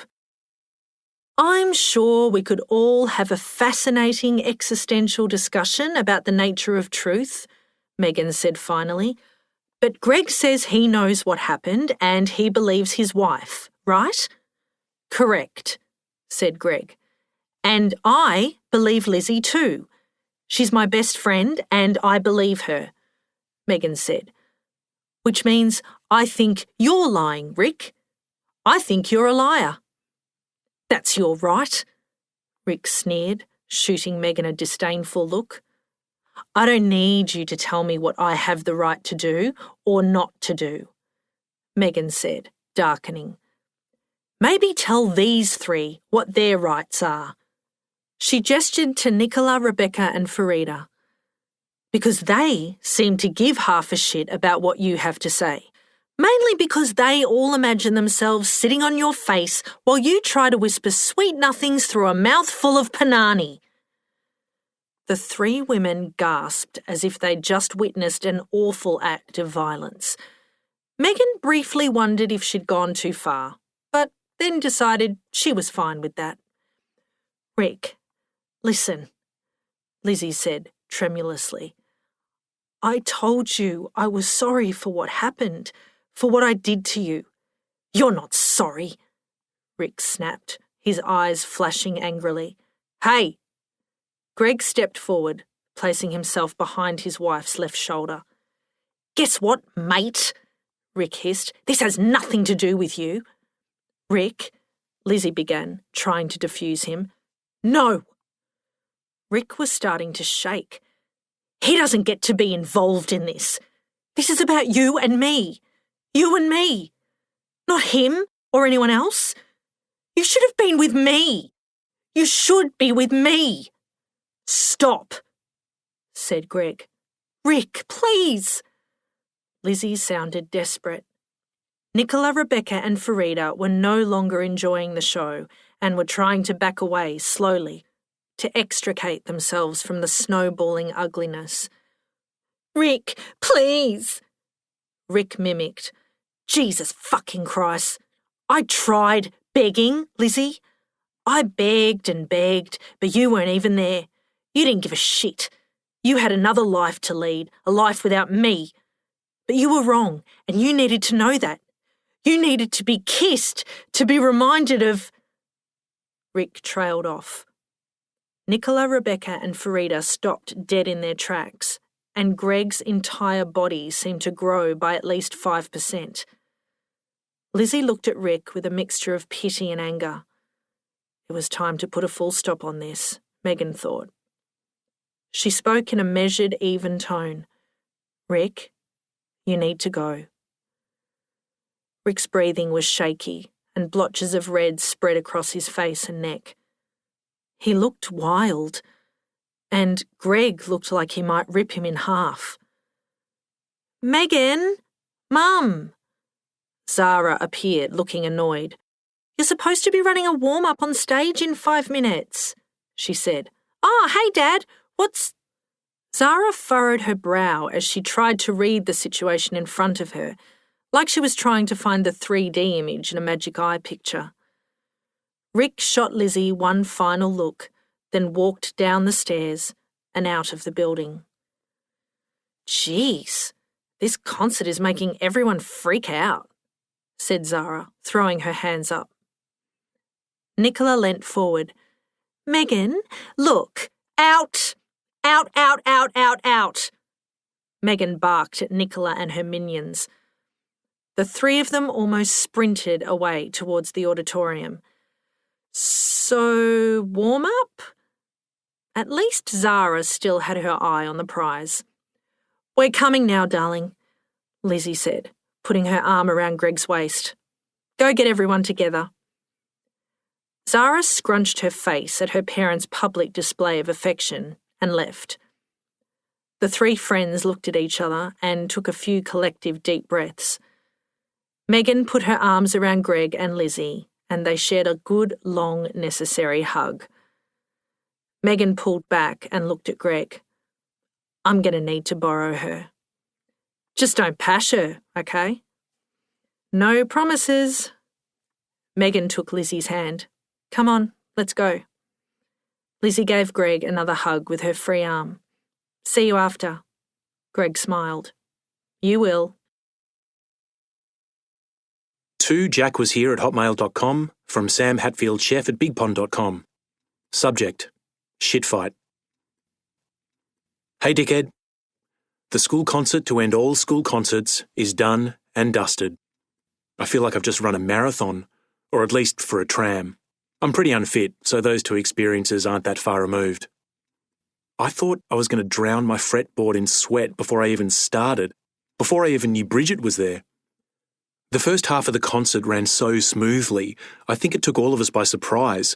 The kids were amazing, the audience was getting into it, and backstage was a well-oiled machine. The second half was more along the lines of what you'd expect from a primary school concert. This sweet grade 4 girl had been struggling with her early 19th century peasant's costume, trying to discreetly adjust it on stage, but she wasn't discreet and looked like she was trying out a self-imposed exorcism technique, and the audience was loving it. Then her bonnet flew backwards off her head, and she tried to catch it before it hit the ground but missed. She chose one of the best words I know. Shitballs. The crowd laughed harder than they had all night, and it seemed like that was the moment someone stuck a pin in our balloon. From there, the show just careened in every possible direction. In the scene that was meant to have a projected image of a town, they projected an image of all the ghosts of Christmas instead. A couple of little kids started crying, which threw off the older kids who had lines. Lizzie was prompting from the wings so loudly that she may as well have come out and made it a one-woman show. Also, Lizzie was wearing a headset so she could communicate with Megan, who was operating the slides and sound cues, and when Lizzie pulled the headphones off, Megan's colourful language was audible to all nearby. At the end, when Scrooge is meant to give gifts to everyone, the kid didn't have enough gifts to go around. Lizzie grabbed her purse and slipped him some cash, so Scrooge started dishing out coins and notes, much to the delight of his fellow cast members, who clearly had no intention of returning their props. There was no sign of Rick after Kissgate. I'll tell you about that later. which was a relief, especially for Lizzie, who, although rock solid throughout the show, was a bit shaky nonetheless. At the end of the show, I got on stage and led the kids through a tear-jerking version of Have Yourself a Merry Little Christmas. Backstage after the show, Megan was mortified. She genuinely felt she'd failed. Lizzie was the first person to give her a hug. She held Megan's shoulders and told her she'd done an amazing thing.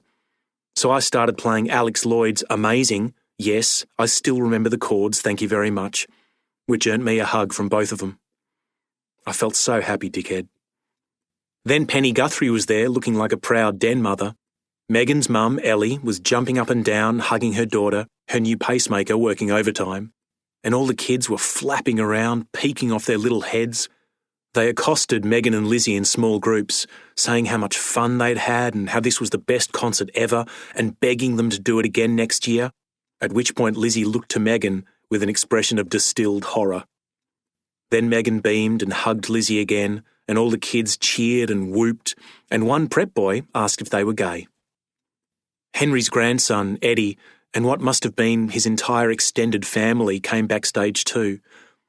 Megan started assaulting them with apologies, and Eddie finally told her to shush because they loved it. Mate, that family couldn't have been more touched by everything Megs did to honour Henry, including the piece she added to the program with his photo on the back. Megan started crying and hugged Eddie, and I think she realised she'd been hugging him for a bit too long because she suddenly broke away and hugged every member of that family for the same amount of time. Then Sasha was in my arms, saying how great the music was and that the kids sounded so good and how cute I look when I'm nervous, and Lizzie and Megan were smiling at us. I have some really good friends, my friend. And yes, you're fortunate enough to be included in my exclusive inner circle. But tonight was for Lizzie and Megan, and they smashed it. I'm so fucking proud of them. And me. I'm proud of myself, dickhead. I got up on stage in front of people and played guitar for the first time in nearly 10 years, and it reminded me that music is a goddamn magic elixir. Did I mention I'm feeling really happy? By the way, your texts were as unhelpful as they were hilarious, so thanks for nothing and everything. Were you listening to Marvin Gaye while you were texting me, or did that shit just pop into your disturbed mind? Honestly. Oh, and something happened earlier that was, as Tyler would describe it, pretty epic. Bridget came backstage during the show. Yep. As soon as I saw her at the play, I should have known she'd find a reason to get pissed off. So, Bridget goes backstage and starts talking to Lizzie. I didn't hear what she said. The first discernible words I heard came from Lizzie. It's a school play. It was clear Lizzie was in a conversation she wasn't enjoying, so I go to investigate further and I spot Bridget, finger out, jabbing it too close to Lizzie's chest. Bridget's head sort of lolls back a bit when she sees me, like I've just dropped a TV spoiler. I walk over and ask what she's doing back there. She'd missed Lola's bit. Bridget then points out that Tyler's costume makes him look like a beggar. Lizzie says, he is a beggar. I would have thought the kneeling and holding out of the hands might have been a giveaway. Bridget asks if I approved Tyler being cast as a beggar, then said her son deserves more and shouldn't be made to pretend he's a homeless bum in front of his friends and the whole school community. Lizzie's looking at me, waiting for me to do something. So guess what, dickhead? I did something. I said to Bridget that Tyler's had an absolute ball rehearsing for this, pretending to beg for every meal I've served him the past couple of weeks, making me laugh like a drain because he's good at it and he's funny. Then I said I agreed that Tyler deserves more, but not when it comes to the concert. Tyler deserves more than a part-time mother. I said both our kids deserve more than a mother who can't name their best friends, and they deserve more than a father who lets himself be scared into submission by a wife who thrives on the fear of others. And I told her that's what the kids have now, an unafraid father who will do everything necessary to put them out into the world as fucking great people. Bridget tried to jump in a few times, but that shit didn't happen this time. I just kept right on talking like I might never be able to again. I could feel Lizzie there with me. She didn't say anything, but I knew she was with me. I told Bridget she was right to leave me, and that she and Conrad seemed like a good fit. They love themselves more than anything or anyone else, and they can live in perfect parallel lines, filling the space between them with nice things and premium airport lounge access and platinum credit cards. I said it's good that she left, because I never would have had the guts. So she's done us both a favour. I said I know she loves the kids, even if she doesn't know how to show it, and that she'll always be a part of their lives because she's their mum and they need her. By this stage, I'd insulted her and thanked her so many times that she didn't know how to react. I paused to see if she had anything to say, and after a few seconds, she just told me that the direct debit was sorted now. I thanked her and asked if she was going to stick around for the song. "What song?" she asked, which couldn't have surprised me any less. I told her I'd written a song for the concert and the kids were about to sing it with me backing them on guitar. She asked if I was singing too, and when I said I wasn't, she said that was probably for the best. Then she left. I felt hollow, but not in an empty way. I felt like a vessel ready for filling. Lizzie asked if I was okay, and I told her I was. All I wanted was to get out there and help those bloody excellent kids do their thing. I think I played well. Not too sure.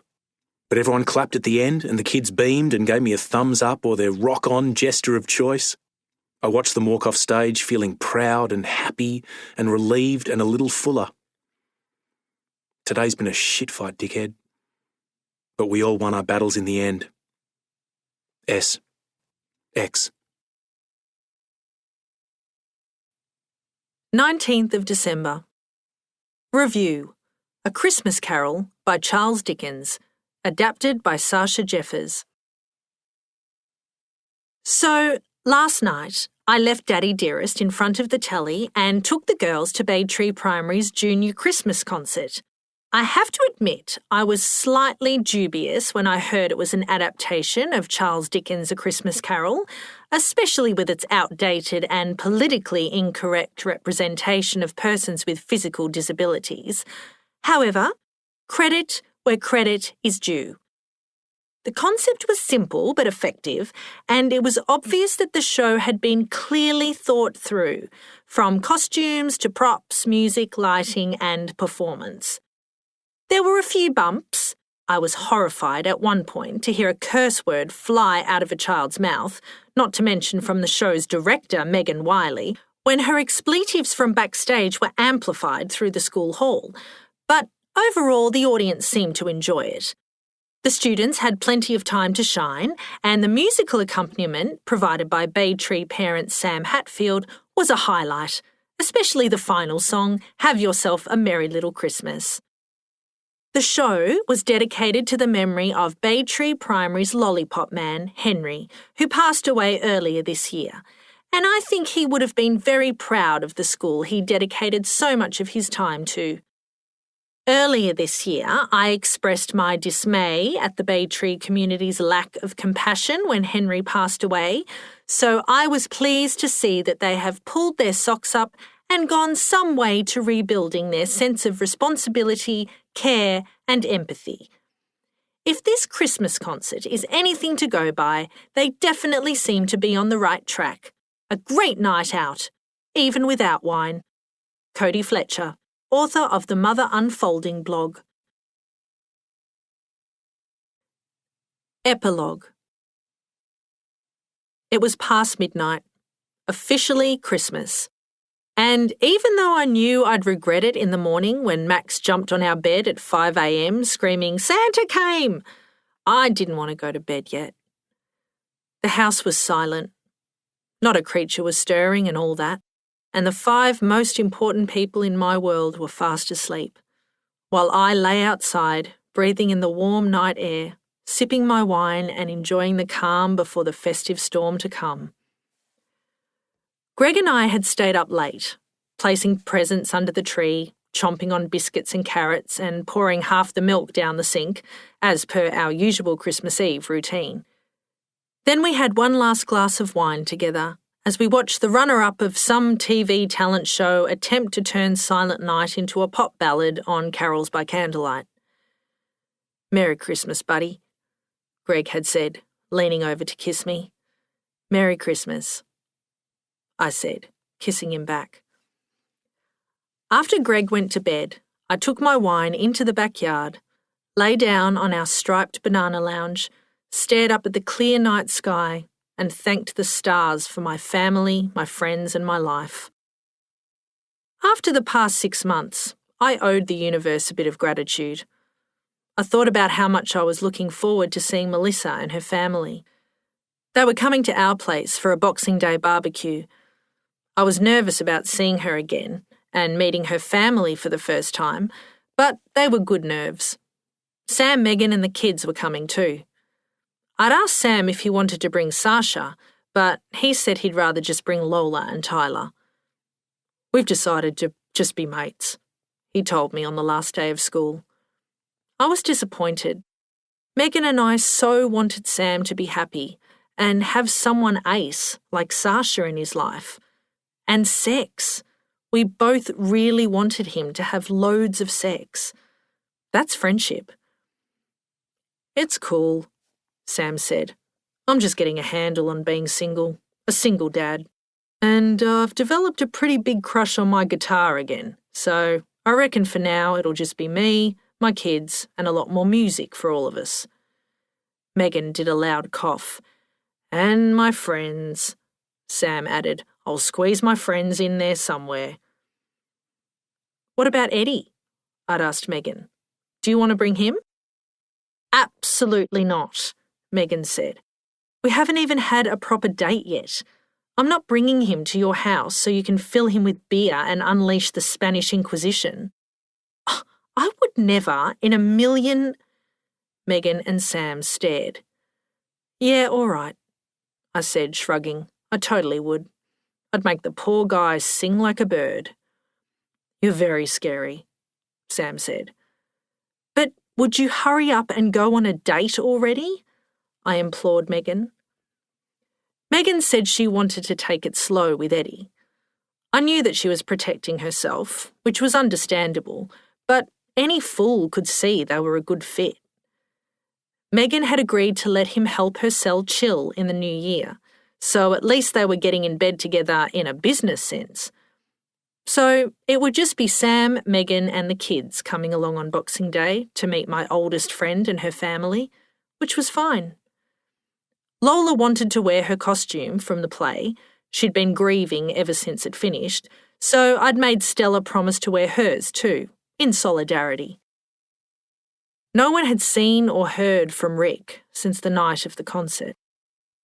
Zara was devastated that her beloved Mr. Cook seemed to have vanished without warning. But why would he miss the last week of school without telling us? She'd moaned every afternoon when yet another school day had passed with no sign of him. Maybe he had a family emergency, I'd suggested, avoiding eye contact with my canny daughter, lest she notice the twitch in my left eye whenever he was mentioned. I found out that it was Auntie Carmen who'd helped Greg dig the dirt on Rick. Apparently, Greg rang her the night Rick kissed me and asked her to find out whatever she could about my ex. Auntie Carmen had used her personal gossip hotline and fed the results back to my husband, all without my knowledge. Greg told me that Auntie Carmen had discovered that not only did Rick lie about having a family, but he'd apparently been trying to track me down for years. And now he was gone. I couldn't help feeling sorry for him, and slightly worried too.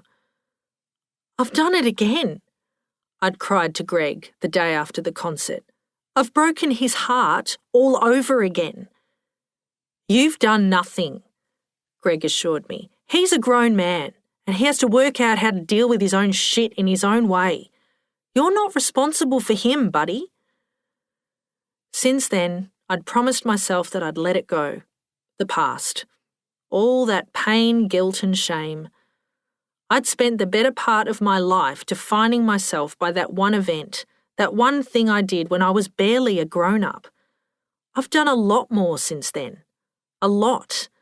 And I wanted to start redefining myself.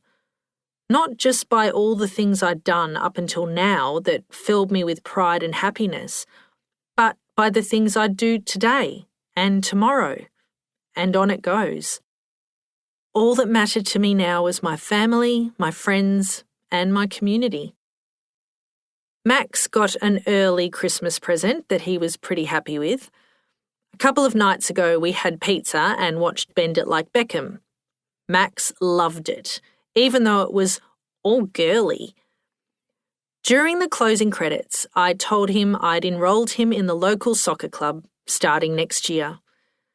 My timing was off because he'd just taken a huge bite of margarita. When he tried to speak, his mouth full, his eyes wide, and his little body convulsing with joy, he rained tomato down onto the rug. The other kids screamed at Max to stop, or pretended to vomit themselves, both excellent sibling responses to grossness, and Greg couldn't stop grinning. I told Max to calm down and finish his mouthful. "Are you serious, Mum?" he asked, fixing me with a fierce stare. "Dead serious," I answered. "I think I'm going to start you in the midfield." Greg turned to me, but I didn't take my eyes off Max, who was thinking hard about what I'd just said to him. "The coach tells me where to play," he said finally. "Damn right I do," I replied. Poor Max looked as though his head might fall off. But you don't even," he stammered. "Don't worry, kiddo," I said with supreme confidence. "I know a thing or two." Greg started chuckling, quietly at first, as if in shock, then louder as I turned to him, raised my eyebrows and smiled proudly. "It's in my blood," I reassured my dumbstruck young son. "Your Nanu coached me, and now I'm going to coach you. It's officially a family tradition." "Those poor kids," Greg said. "Those poor kids are going to be bloody champions, my friend," I said, my confidence unflappable. "I don't doubt it, buddy," Greg replied. We looked at each other, happy. Greg pulled me back onto the couch, folded me in his arms and kissed me. The kids roared their disapproval, then piled on top of us, all greasy pizza fingers and love, before we screamed as the couch toppled over backwards. Yep, it had been a great night. I finished my wine, peeled myself off the banana lounge, and went inside. You've been listening to The Drop-Off by Fiona Harris and Mike McLeish, narrated by the authors with Guyton Grantley.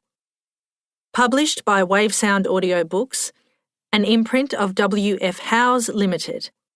This work is copyrighted 2020 by Fiona Harris and Mike McLeish 2020. This recording is copyrighted 2020 W.F. Howes Limited.